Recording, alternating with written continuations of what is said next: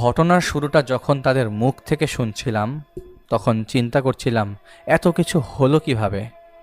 এক সময় এমন পরিস্থিতি তৈরি হলো যা দেখে পিছিয়ে যেতে চেয়েছিলাম, কিন্তু যখন অনাকাঙ্ক্ষিতভাবে আমি জড়িয়ে যাই তখন মোকাবেলা করা ছাড়া আর পথ ছিল না। এটা তো সেই ঘটনা যে ঘটনার কারণে কাঁটা ছড়িয়ে রেখেছিল আমার বাসার সামনে, যা আমি শেয়ার করেছিলাম। যেই কাঁটা ফুটে যাওয়ার পর আমার সাথে সমস্যা হচ্ছিল। একদিন আমার কাছে দুজন লোক একটা সমস্যা নিয়ে আসেন। তাদের একজনের নাম রিহান। তিনি আমাকে বলছিলেন তার একজনের সাথে বিয়ে ঠিক হয়েছে, যার উপর কোনো এক জিনের প্রভাব আছে। সেই জিন বা তাদের লোকগুলো কোনোভাবেই বিয়েটা হতে দিচ্ছে না, এমনকি তাকেও ভয় দেখাচ্ছে। তো তিনি আমাকে তার ডান হাতের উপরের দিকে অংশ দেখান। সেখানে অনেকগুলো আঁচড়ের দাগ, প্রায় 12 থেকে 13 ইঞ্চি লম্বা। তিনি আমাকে বলেন গত 3 দিনের আগের রাতে তাকে সেই জিনেরা দম আটকে মেরে ফেলতে চেয়েছিল, কিন্তু কোনোভাবে তিনি বেঁচে গেছেন। তো আমি তাকে বলি তাহলে তাকে বিয়ে করা দরকার কি? যেহেতু সমস্যা আছে আর আপনি নিজেও আক্রান্ত হয়েছেন, বিপদের ঝুঁকি আছে, তাই আপাতত বিয়ে না করে দূরে থাকেন। সে সুস্থ হোক, তারপর না হয় বিয়ে করলেন। তখন পাশে থাকা লোকটি আমাকে বললেন, আমরা অনেক কিছুই করেছি, কিন্তু এগুলোর হাত থেকে নিজের মেয়েকে মুক্ত করতে পারছি না। তিনি পরিচয় দেন যে তিনি মেয়েটির বাবা। তখন আমি তাকে বলি সমস্যাটা কি? তখন মেয়েটার বাবা আমাকে বলেন যে আপনি ওর মায়ের কাছ থেকে সব কিছু শুনে নেন। ওর মা আগে সব কিছু দেখেছিল। তখন আমি তাদের সাথে যেতে চাইলাম না। রাতের দিকে রিহান আমাকে ফোন দেয়, আর তিনি আমাকে শোনান সেই মেয়েটা কি বলছে। মেয়েটা এমন এক ভাষায় বলছে যে ভাষার ব্যাপারে আমি খুব ভালো করে জানি। তিনি বলছিল জিনদের ভাষায়। সেদিন থেকে 11 দিন পর সে প্রথমে এই ছেলে মানে রিহানকে মারবে, তারপর মেয়েটার মাকে মারবে, তারপর মেয়েটাকে মেরে ফেলবে। যেহেতু এই ভাষা সম্পর্কে তারা জানতো না, তাই তারা বুঝেইনি ও কি বলছে। আমি তখনই আন্দাজ করেছিলাম এটা বড় কোনো ঝামেলা। আমি রিহানকে বলি যে আপাতত মেয়েটাকে ডিস্টার্ব না করতে, আমি কাল আসব। রাতে আমির সাহেবকে আমি বলি যে আপনাদের ভাষায় মেয়েটা কথা বলছিল, কাকে কাকে সে মেরে ফেলবে, কখন মারবে সেটা বলছিল। আমির সাহেব আমাকে বলেন যে একবার দেখে আসো, কোনো ঝামেলা এবার পড়তে যেও না। পরদিন বিকেলবেলা আমি সেখানে যাই, আর যে আগে মেয়েটার সাথে কথা বলতে চাই। মেয়েটার মায়ের নাম শান্তা আর মেয়েটার নাম হচ্ছে শ্রাবণী। তো তিনি আমাকে বলেন এই সমস্যার শুরু 1980 সালের দিকে। তো মেয়েটার মারা ছিল 2 বোন। মেয়েটার মার নাম হচ্ছে শান্তা। তো শান্তার বড় বোনের নাম ছিল ইতি। তখন ইতির বয়স ছিল 14-15 বছর। তারা যেহেতু প্রায় কাছাকাছি বয়সের ছিল, তাই দুইজন একসাথেই সময় কাটাতো।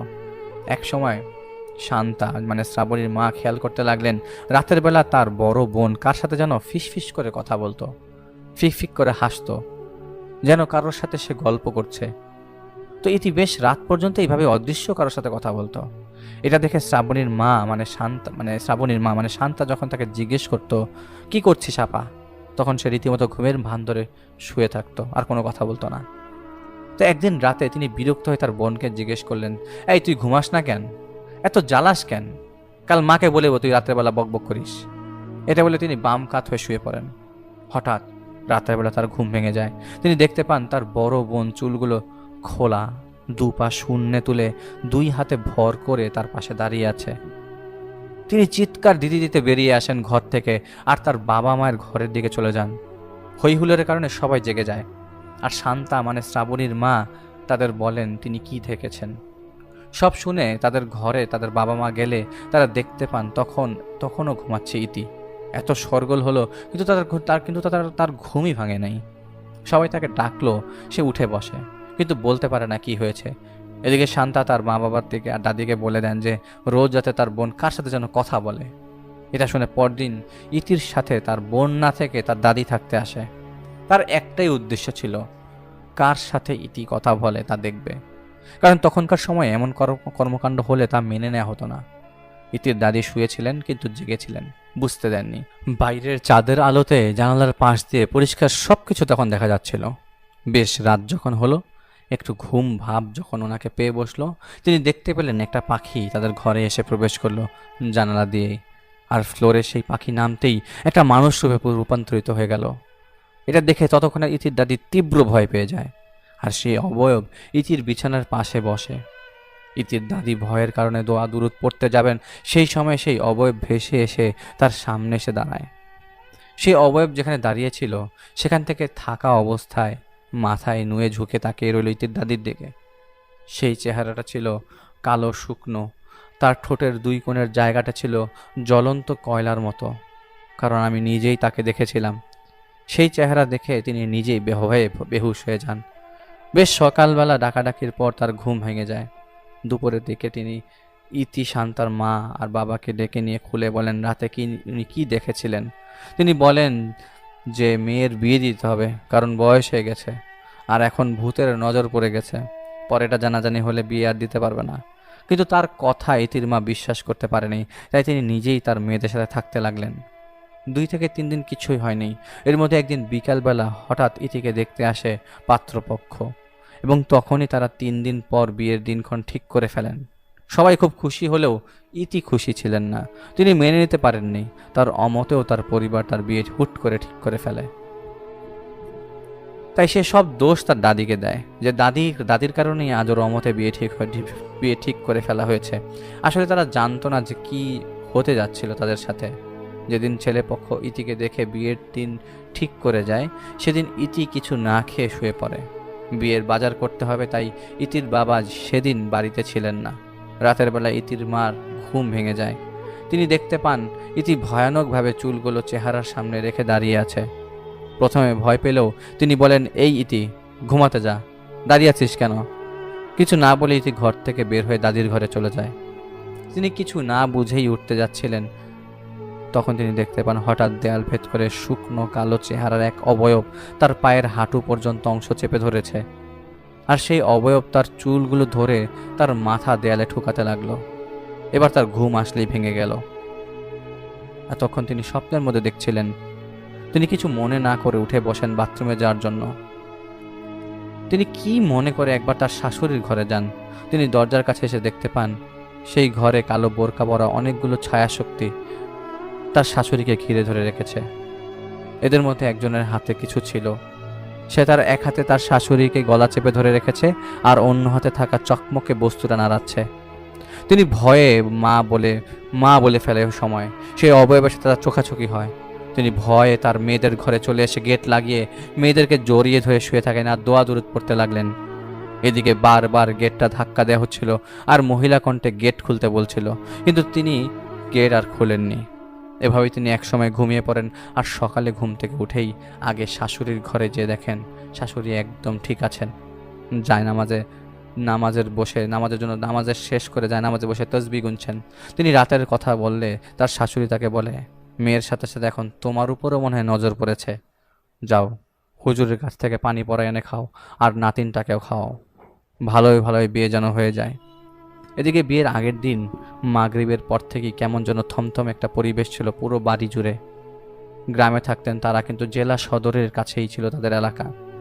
পারিবারিকভাবে ছোট অনুষ্ঠান হচ্ছিল, কিন্তু তাতেও কেমন যেন স্বস্তি ছিল না কারোর মধ্যেই। ইতির মায়ের মনে হচ্ছিল এখনই একটা তুফান এসে সব লণ্ডভণ্ড করে ফেলবে। সব কিছু হেজাক জ্বলছে, তাতেও মনে হচ্ছে আলোটার শক্তি যেন অন্ধকারে শুষে নিচ্ছিল। ইতি অঝরে কেঁদেই যাচ্ছিল।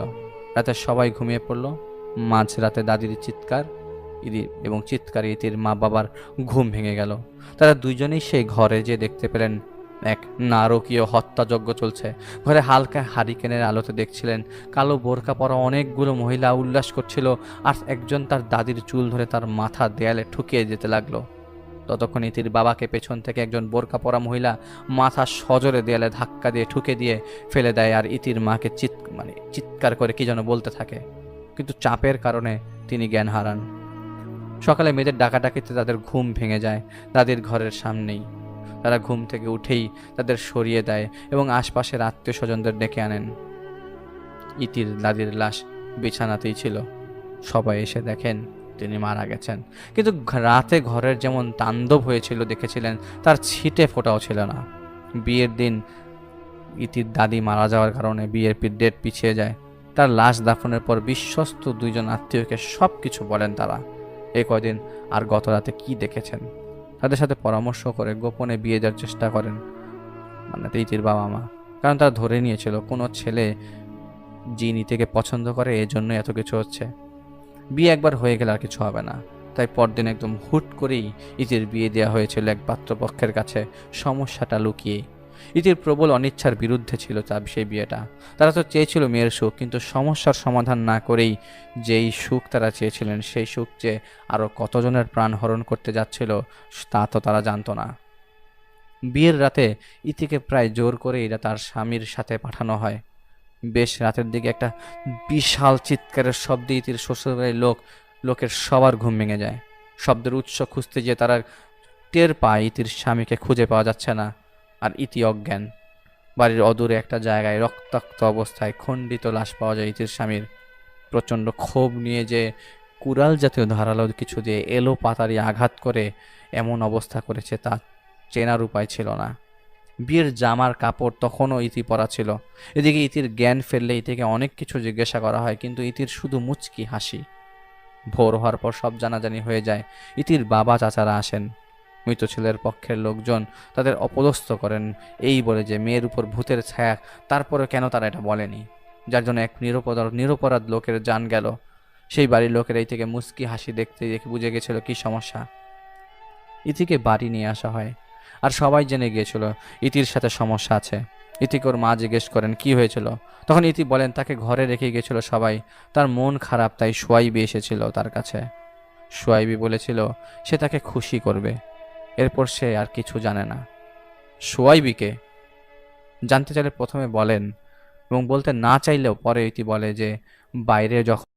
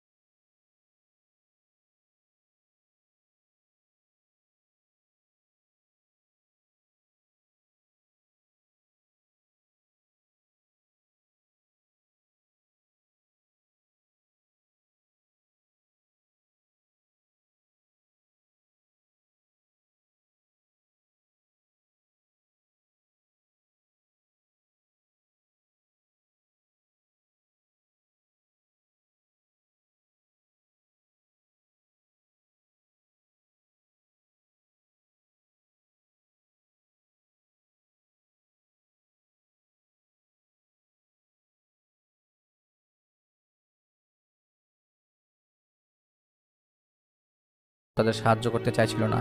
এছাড়া ইতির আচার আচরণে স্বাভাবিক থাকার কারণে কেউ বুঝতেও পারছিল না কি করবে। এভাবে প্রায় 1 বছর চলে যায়। শান্তা, যিনি ইতির সাথে থাকতেন, তার বোন প্রায় রাতে দেখতেন ইতি কার সাথে যেন খোশ মেজাজে আলাপ আলোচনা করছেন। প্রায় বারবার রাতে এমনটা দেখার কারণে সে তার মাকে বলে যে সে তার বোনকে অনেক কথা বলে, কার সাথে যেন একা একা বক বক করে, কিন্তু শান্তাকে বুঝতে দেননি তার মা যে কি হচ্ছে আসলে। এদিকে তারা অন্য এক এলাকায় নতুন বাড়ি করে চলে যান। যেহেতু মেয়ের বয়স হয়েছে আর ইতি দেখতে খুব সুন্দর ছিল, তাই প্রস্তাব আসতে শুরু করে বিয়ের। এর মধ্যে একটা ভালো সম্বন্ধ আসা ইতির মা বাবা খুব আগ্রহ হন। এটা মেনে নিতে পারেন ইতি, কিন্তু মা তাকে বুঝান, তাকে এটাও বুঝান যে তুমি যার সাথে কথা বলো তাকে বলো যে সে যেন আর না আসে। মানে এই জাতীয় কথা দিয়ে মেয়েকে ইমোশনালি ব্ল্যাকমেইল করা আর কি। আর ইতির বাবাও মেয়েকে অনেক কিছু বুঝান। বিয়ে কিন্তু ঠিক হয়নি, যেহেতু কোনো কবিরাজ দেখতে আসতে চাইতেন না, আর কোনো হুজুর সমাধান দিতে পারেন নাই তাদের। এই জন্য তারা চেয়েছিল মেয়েকে দিয়ে সেই জিনের পিছু চালাতে। সেদিন রাতে ইতির বাবা স্বপ্নে দেখতে পান একটা শকুন উড়ে চলে গেল ইতির ঘর থেকে। আর ইতির ঘরে তখন কালো বোরকা পরা বেশ কয়েকজন মহিলা ঢুকে মেয়ের চারপাশে কিছু একটা করতে লাগলো। এরপর সেই মহিলারা তাদের ঘরে এসে তাদের ঘুমন্ত অবস্থায় গলায় গলায় ছুরি চালিয়ে দেয়। এটা দেখার সাথে সাথে ঘুম ভেঙে যায় ইতির বাবার। তিনি গলায় ব্যথা অনুভব করতে লাগলেন। হারিকেনের আলোতে তিনি দেখতে পান যে পাশে তার স্ত্রী নেই, আর মেয়েদের ঘর থেকে শব্দ আসছে প্রচণ্ড ধস্তাধস্তির। তিনি উঠে হারিকেন হাতে নিয়ে সেই ঘরের যে দেখতে পান ইতির মা ফ্লোরে পড়ে আছেন, আর ইতি তার মায়ের মুখ কামড়াচ্ছিল। আলো দেখে ইতির সাথে সাথে ইতির সাথে চোখাচোখি হয়ে তিনি দেখতে পান ইতি অস্বাভাবিকভাবে হা করে মায়ের চেহারার অংশগুলো খুবলে খুবলে তুলে ফেলছে। রক্তাক্ত মুখে সে তা চিবাচ্ছে। এটা দেখে তিনি থ হয়ে যান। তিনি দেখতে পান ইতির পেছনে একজন বোরকা পরা কালো মহিলা, যার চেহারা জুড়ে ফোসকা পড়ে আছে। সে ইতির হাত দিয়ে তার বাবার দিকে ইশারা দিয়ে বলে, যে তাকে মেরে ফেলবে, তাকে কেটে ফেলবে। কিছু বুঝে ওঠার আগেই পাশ থেকে আরেকজন বোরকা পরা মহিলা তার গলা চেপে ধরে আর তাকে কিছু একটা বলতে থাকে। যতটা ওনার খেয়াল ছিল, সেই মহিলা বলছিল তাকে যে তার ছেলেকে ইতি পছন্দ করেন, ইতির যাতে অন্য কোথাও বিয়ে দেওয়ার সাহস না করে তারা। এরপর তাকে ধাক্কা মেরে ফেলে দিয়েছিল সেই অবয়ব। শব্দের কারণে ইতিরও ঘুম ভেঙে যায়, কিন্তু সেখানে ইতির মা ছিলেন। ইতির বাবা দেখছিলেন ইতির মা সেখানে পড়েছিলেন, কিন্তু বাস্তবে ইতির মা নামাজ পড়ছিলেন। ইতির মা নামাজের সময় লক্ষ্য করেছিলেন ইতির বাবা উঠে গেছেন। তিনি ভেবেছিলেন তিনি বাথরুমে গিয়েছিলেন, কিন্তু শব্দ পেয়ে মেয়েদের ঘরের সামনে এসে দেখতে পান তিনি মেঝেতে পড়ে আছেন। পরে ইতির বাবা ইতির মাকে বলে যে কি হয়েছে, একটা অবয়ব তাকে কি বলেছিল সেটাও বলে। ইতির বাবা, ইতির চাচা একজন পীর সাহেবের কাছে যায় এবং মেয়ের সমস্যা নিয়ে। সেই পীর সাহেব বলেন যে মেয়েকে তার কাছে নিয়ে যেতে। যেদিন তারা রওনা দেবেন তার আগের দিন সকালে ইতি তার মাকে বলেছিল যে সোয়াইবি বলেছে পীরের কাছে যাক, আর যার কাছেই যাক না কেন কোনো লাভ হবে না। ইতির মা তারপরও এড়িয়ে যান ব্যাপারটা ইতির সামনেই। সেদিন রাতে ইতির মা স্বপ্নে দেখতে পান ফ্লোরে একটা লাশ পড়ে আছে, আর কালো বোরকা পরা মহিলারা গরম তরল জাতীয় কিছু দিয়ে সেই লাশটাকে গোসল করাচ্ছে। একই সময় ইতির বাবা স্বপ্নে দেখছিলেন যে ইতি বধূ রূপে সেজে গুজে বসে আছে, আর পোড়া চেহারার অনেকগুলো মহিলা ওকে ঘিরে নাচছে। দুইজনের একসাথেই ঘুম ভেঙে যায় শান্তার চিৎকারে। শান্তার চোখ ঢেকে রেখেছে, তখন চোখ ঢেকে শুধু চিৎকার করে যাচ্ছিল। যখন ওকে শান্ত করে জিজ্ঞেস করা হয় শান্তা কি হয়েছে, সে বলে তার ঘুম ভেঙে গিয়েছিল নূপুরের শব্দে। ইতি ঘুম থেকে উঠে দেখতে পায় পুরো ঘর আলোকিত, এমন আলো যে কোনো দিন দেখতে পায়নি। শান্তা উঠে যায় আর কি। ইতি নাকি বসেছিল আর তার পাশে একজন বসেছিল, আর অনেকগুলো কালো মহিলা নাচছিল। সবার চেহারায় রীতিমতো ফোসকা পড়ে আছে। ইতির মুখের এক পাশ সেইভাবে ফোসকা পড়া ছিল যে এই ফোসকা থেকে পানি পড়ছে। এরপর ওর পেছন থেকে একটা লোক এসে ওর কানের কাছে চিৎকার করে কিছু বলতে লাগলো। এতটুকুই মনে ছিল শান্তার। সকালে তারা রওনা হয় পীরের বাড়ির উদ্দেশ্যে। পীরের কাছে ইতির বাবা জানতে চায় ওনার কাছে কেন আর কে তার মেয়ের সাথে আছে। পীর তাকে বলেন যে তোমার মেয়েকে একটা জিন পছন্দ করে এবং দুঃখের কথা সে তাকে বিয়েও করেছে, এজন্যই এত কিছু হচ্ছে। প্রথমে তোমার মাকে মেরেছে কারণ সেই বিয়ে দিতে বলেছে, এরপরে তোমরা যখন বিয়ে দিতে চাইছো তখন সেই ছেলেটাকে সাথে বিয়ে দিলে, তো সেই ছেলেটাকে বের করে নিয়ে ওই জিনের আত্মীয়রাই মেরেছে। আর এখন যখন তোমরা বিয়ে দিতে চাইবে তখন আবারও একই ঘটনা ঘটাবে ওরা। এর চেয়ে ভালো আলাপ আলোচনা করে দেখতে হবে মিটমাট করা যায় কিনা, নইলে যদি আবার মেয়ে বিয়ে দিতে চাও তবে এবার হয়তো তোমাকেই মেরে ফেলবে। তো উনি জানতে চান বিয়ে শাদী কি, এগুলি কি বলছেন, এগুলা কি বলছেন হুজুর, কিভাবে কি হয়? তখন পীর সাহেব বলেন অনেক কিছুই হয়। সেদিন রাতে সোয়াইবি নামক সেই জিন যে ডেকে না হয় পীর সাহেবের কয়েকজন ছাত্র জিনের মাধ্যমে, তাকে জিজ্ঞেস করলে সে বলে যে সে কোনোদিন ইতিকে ছেড়ে যাবে না, ইতি তার স্ত্রী, এবং এই জাতীয় কথাই হয় সেখানে। তাই অনেকটা হাল ছেড়ে দেওয়ার মতো অবস্থা হয়, এবং তারা ছেড়ে দেয়ও ইতির ব্যাপারে হাল। অন্য কোথাও দেখিয়ে লাভ হয়নি। দেখতে দেখতে তখন 6 বছর চলে যায়, আর সময়ে যাওয়ার সাথে সাথে যেন সেই জিনের কথা ধীরে ধীরে সবাই ভুলতে শুরু করে, এমনকি ইতি নিজেও স্বাভাবিক হয়ে ওঠেন। এই মুহূর্তে নিচ্ছি ছোট্ট একটি বিরতি। বিরতির পর শুরু করব পরের পার্ট। অল্প একটু সময় নিচ্ছি, চলে আসছে আর কিছুক্ষণ পরেই।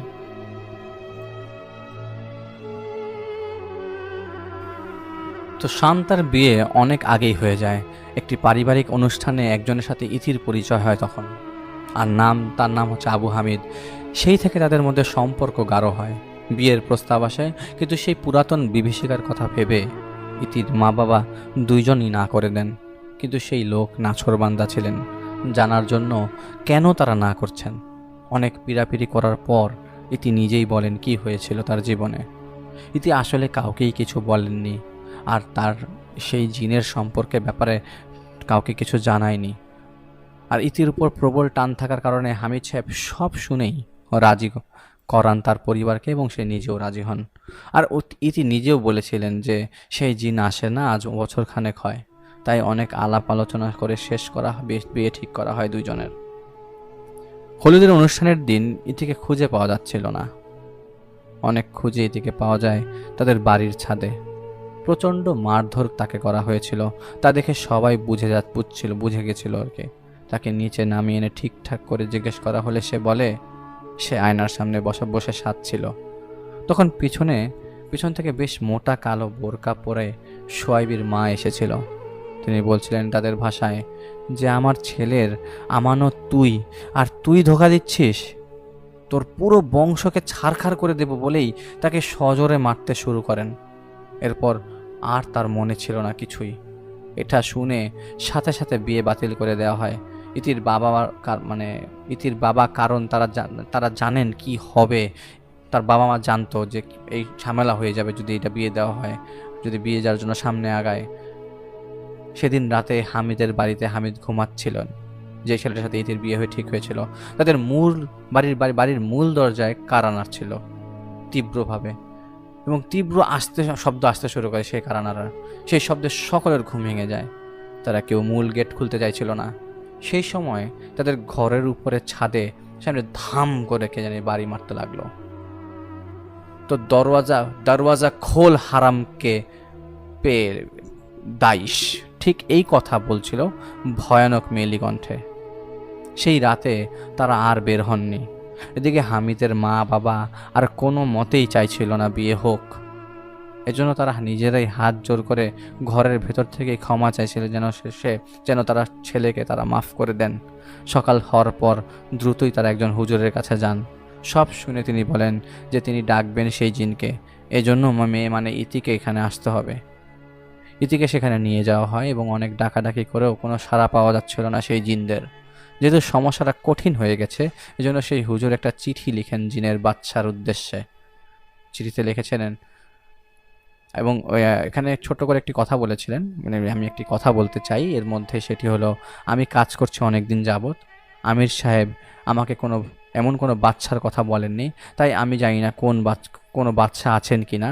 আমি এতটুকুই জানি জাত ভেদে তাদের সর্দার থাকে, যার আদেশ নিষেধ চাইলে মানে, না চাইলে মানে না। এবং সেই চিঠি, ওই যে চিঠি পাঠালো, সেই চিঠি হুজুর তার একজন সহচর জিনের কাছে দিয়ে দেয়। আর হুজুর নিজের বাড়িতে হামিদকে থাকতে দেন, যেহেতু ওর জীবন হুমকির মুখে ছিল। সেদিন রাতেই সেই হুজুর জানতে পারেন বাদশা আসবেন আগামীকাল রাতে। পরদিন সকালে হুজুর বলেন তার বাড়িতে থাকতে হবে সবাইকে, বড় মেহমান আসবেন সমাধান করতে। সবাই সন্ধ্যার সময় উপস্থিত হন সেখানে। কিন্তু হুজুর হামিদের বাবা ইতি আর তার বাবাকে সাথে নিয়ে সাজানো একটা ঘরে প্রবেশ করেন আর নির্দেশ দিয়ে দেন যে বাইরে যত শব্দ হোক না কেন যাতে কেউ ভয় না পায়, চুপচাপ যেন থাকে। একসময় সবাই ঘুমিয়ে পড়ে, যেহেতু অনেকক্ষণ তারা অপেক্ষা করছিলেন।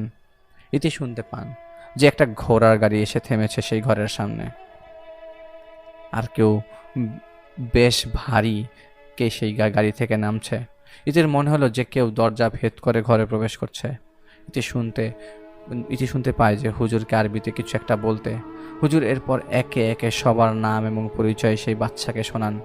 এরপর হুজুর ইতির বাবাকে বলেন যে ভাই আপনি ওনাকে সব কিছু বলেন। ইতির বাবা সব কিছু বলেন। সব শুনে সেই বাচ্চা বললেন এরা তো এখানকার কেউ না, এরা হাজার হাজার মাইল দূরের বাবেল নগরীতে থাকে। ওরা কাফের জাদুবিদ্যা করা আর ক্ষতি করা ওদের নেশা। যার কথা আমাকে আপনারা বললেন সে উনজেবের পুত্র। আমি ওদের সাবধান করে দেব, কোনো ঝামেলা হবে না। তখন হুজুর বললেন বিয়ে শাদী কি আমরা দিয়ে দেব এই দুই পাত্রপাত্রীর? তখন বাদশা বলেন আগামীকাল আপনি জেনে যাবেন কি করতে হবে। এটা বলে কুশল বিনিময় করে বাদশা চলে গেলেন। পরদিন ভোরে সেই হুজুরের সহচর জিন তাকে জানায় যে বিয়ে দিতে, কারণ উনজেবকে সাবধান করে দিয়েছেন বাদশা। এখন যেন বিয়ে দিয়ে দেন তারা। হুজুর হামিদের বাবা আর ইতির বাবাকে বলেন যে বিয়ে দিয়ে দিন, কোনো সমস্যা নেই। তখন আশ্বস্ত হয়ে তারা 3 দিন পর শুক্রবার বিয়ে ঠিক করেন। বিয়ের 2 দিন আগের রাতে ইতির বাবা স্বপ্নে দেখতে পান তিনি একটা খোলা মাঠে দাঁড়িয়ে আছেন। বেশ খানিকটা দূরে আগুন জ্বলছে আর তার চারপাশে কয়েকজন মহিলা কিছু করছে। তিনি দেখতে পেলেন একজন মৃত মানুষকে টেনে হিচড়ে আসছে একজন বোরকা পরা মহিলা, যার চোখ অনেক বড়, ঠোঁটগুলো ফুলে কালো হয়ে আছে। কুকুরের মতো জিভ বের করে হাঁপাচ্ছিল সেই মহিলা। তিনি দেখতে পান তার জিভের মাঝখান থেকে দুভাগ করা, যেন কেউ জিভের আগা কেটে দুভাগ করে দিয়েছে। একটা বড় ড্যাগার দিয়ে সেই মৃতদেহের, ড্যাগার মানে ছুরি টাইপের কিছু দিয়ে সেই মৃতদেহের জিভটাকে কেটে আগুনে ফেলে দিল তারা। আর সাথে সাথে তখন আগুনকে ঘিরে গোল হয়ে বসে থাকাদের মধ্যে একজন হাতে তালি দিল। তিনি দেখতে পেলেন লাশটার ঘাড় সেই মহিলা মোটকে দিয়ে উল্টো ঘুরিয়ে দিল। এরপর সেই মহিলা ছুরি দিয়ে হাত পা ছুটতে ছুটতে পৈশাচিকভাবে খুঁটিয়ে খুঁটিয়ে সেই লাশের বুকটা কেটে ফেলল। এরপর হাত দিয়ে বুকের হাড়গুলো টেনে টেনে ভেঙে একটা একটা করে হাড় আগুনে ফেলতে লাগলো।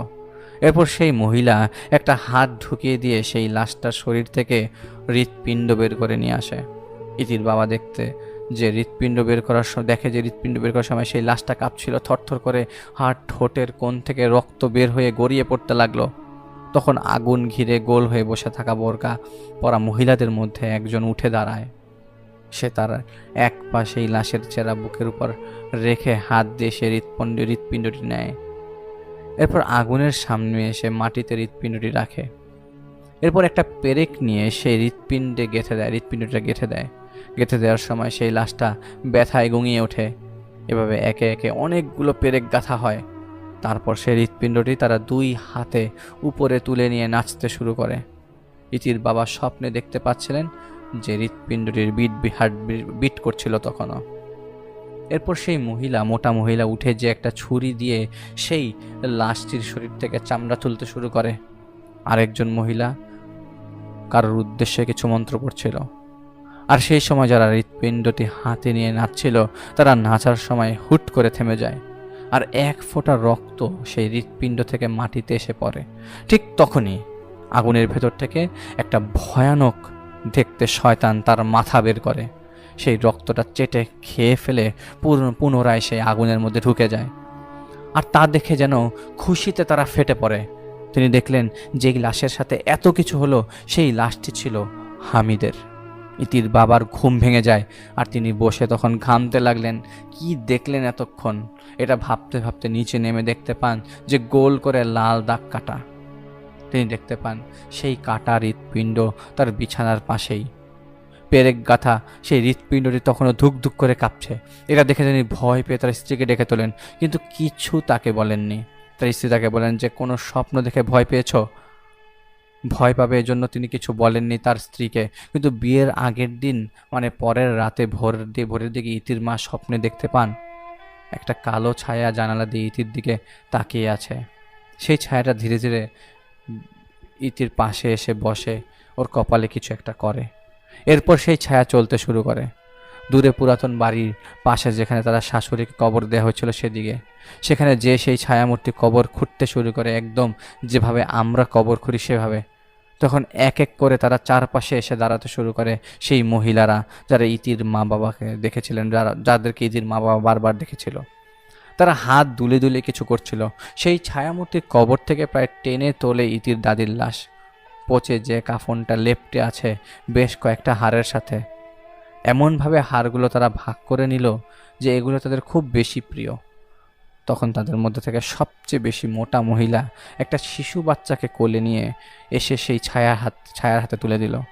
আর আঙ্গুল উঁচিয়ে সেই মহিলারা সবাই বিদঘুটে চেহারা করে সেই শিশুর উদ্দেশ্যে কিছু বলতে লাগলো। আর সেই মোটা মহিলা একটা একটা করে পেরেক ঢোকাতে লাগলো সেই কোমল শিশুর শরীরে। ইতির মা স্বপ্নের মধ্যেই ভয় পাচ্ছিলেন আর জাগার চেষ্টা করছিলেন, জেগে যেন যায়। তিনি দেখতে পান সেই শিশুটিকে জড়িয়ে ধরে কি যেন করছে সেই ছায়ামূর্তি। এরপর উপরে তুলে সজোরে ছিটে ফেলে দেয় সেই শিশুর শরীরকে ইতির দাদির কবরের ভেতর। আর স্বপ্নে তিনি দেখতে পান সেই ছায়ামূর্তি আর সেই বোরকা পরা মহিলারা তার দিকে তাকিয়ে আছে। পেছন থেকে তাকে কেউ ধরে ফেলে। সেই ছায়ামূর্তিটা ইতির মাকে ধরে ফেলে সেই কবরের মধ্যে ফেলে দেয় আর তার উপরে মাটি ফেলতে শুরু করে। তিনি ওঠার চেষ্টা করছিলেন, কিন্তু তিনি দেখতে পান তার পা বেশি মাটিতে আছে। তখন তার বুক চেপে বসে সেই পেরেক গাঁথা শিশুটি, যার শরীর থেকে পুঁজ বের হয়ে পড়ছে আর চোখের কোটরে পোকা কিলবিল করছে, সেই শিশু তার গলা চেপে ধরে কবরের ভেতর এক শয়তানি হাসি হাসতে শুরু করে। আর এবার তার ঘুম ভেঙে যায় আর তিনি ভয়ে কান্না করে দেন তার স্বামীকে জড়িয়ে ধরে। ইতির বাবাকে তিনি বলেন, কি দেখেছেন এতক্ষণ? ইতির বাবা সব শুনলেন, কিন্তু নিজে কি দেখেছিলেন তা তখনও তিনি তাকে বলেননি। তাই ইতির বাবা ভোরেই চলে যান সেই হুজুরের কাছে, যে তিনি সেই স্বপ্ন দেখেছেন আর তার স্ত্রী যা দেখেছে তাকে তিনি বলেন। আর এটাও বলেন যে আজ বিয়ে, যদি কোনো ঘটনা ঘটে যায় তখন হুজুর বলেন, চিন্তা করো না, বাদশার নজরেই আছো তোমরা, কিছুই করতে পারবে না ওরা। স্বপ্নে ভয় দেখাক একটু কি। পরে উনি দেয়ালে দোয়া লিখে তাবিজ দিয়ে বলেন যে যে তাবিজটা বালিশের নিচে রেখে দিতে, তাহলে আজ আর বাজে স্বপ্ন দেখবে না তারা। হুজুরের কথায় আশ্বস্ত হয়ে ইতির বাবা বাড়ি ফিরে আসেন এবং বিয়ের প্রস্তুতি নিয়ে নেন তারা। কিন্তু সেদিন দুপুর থেকেই ঝড় তুফান হচ্ছিল বিধায় মাগরিবের পর বিয়ে পড়ানো হয়। তো শান্তা আন্টি আমাকে বলেছিলেন যে সেদিন তার বোনকে অনেক সুন্দর লাগছিল দেখতে। বৃষ্টি আর বাতাসের কারণে ঠান্ডা থাকলেও বাড়িটা কেন যেন থমথমে ছিল। অনেকগুলো হ্যাজাক লাইট জ্বলছিল, কিন্তু তাও যেন নিকষ কালো লাগছিল চারপাশ, যেন ঘোর অমাবস্যার কালো রাত। আন্টি আমাকে বলেছিল যে তার কেমন যেন ভয় লাগছিল, এমনকি বাড়ির সবাই কেমন যেন ভয়ে ভয়ে ছিল সেদিন, যেন দূর থেকে দাঁড়িয়ে কেউ তাদের দেখছে। দেয়াল, গাছগাছালি যেন জীবন্ত চোখ হয়ে তাদের দিকে তাকিয়ে আছে। এই পরিবেশ দেখে ইতির মা ভয় পাচ্ছিলেন অনেক। ইতির পাশেই ছিলেন তিনি। এদিকে হামিদকে যেতে দেননি ইতির বাবা, কারণ তার মনের ভেতর ভয় ছিল অনেক। আর ঠিক করা হয় হামিদ আর ইতি এক ঘরেই থাকবে আজ। ইতির মা এসে ইতিকে কিছু দিচ্ছিলেন, তখন পেছন থেকে তিনি পেছনে ঘুরতে যাবেন। সেই সময় ইতির ভয়ঙ্কর রূপে তার মাকে ধরে তার মায়ের গলে কামড় বসিয়ে দেয়।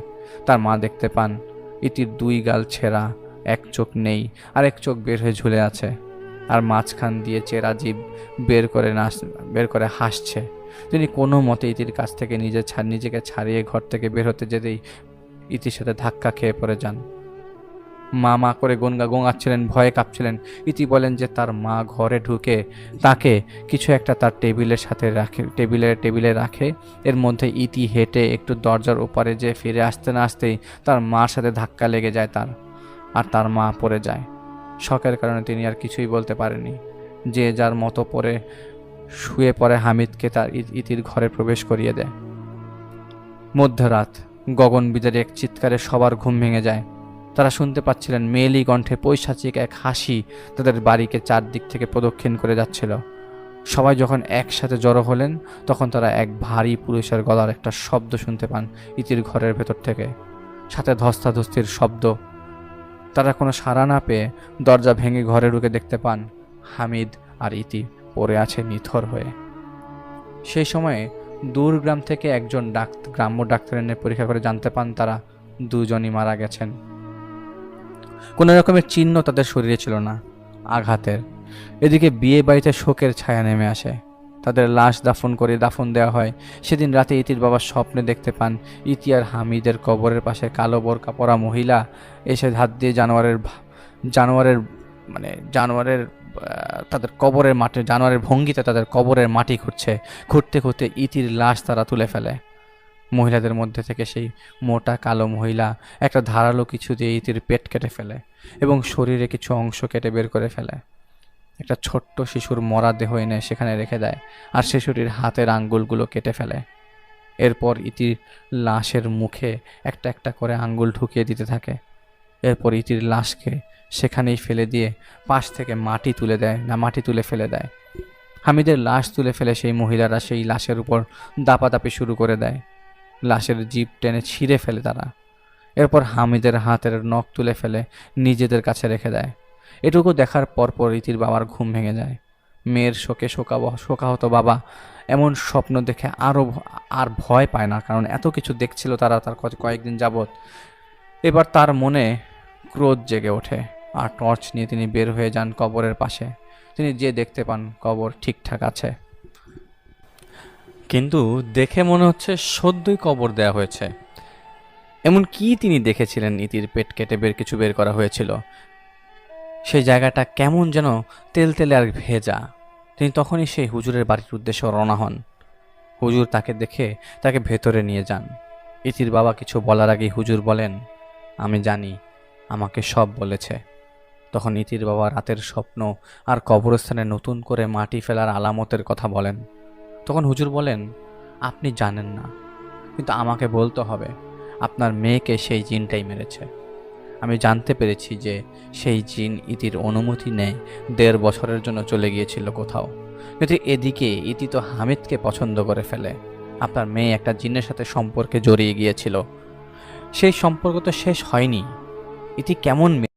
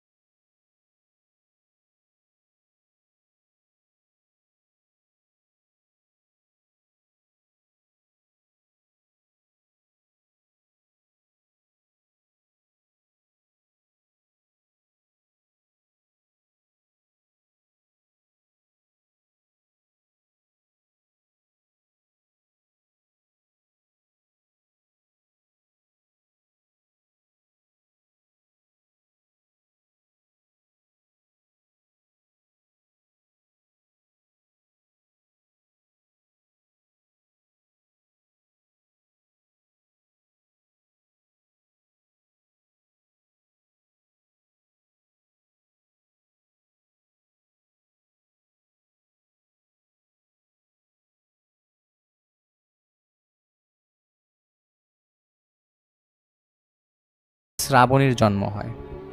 তারা বিদেশে ছিলেন একটানা অনেকগুলো বছর। ধীরে ধীরে সবাই ভুলে যায় তাদের অতীতগুলো সব ভুলে যায়।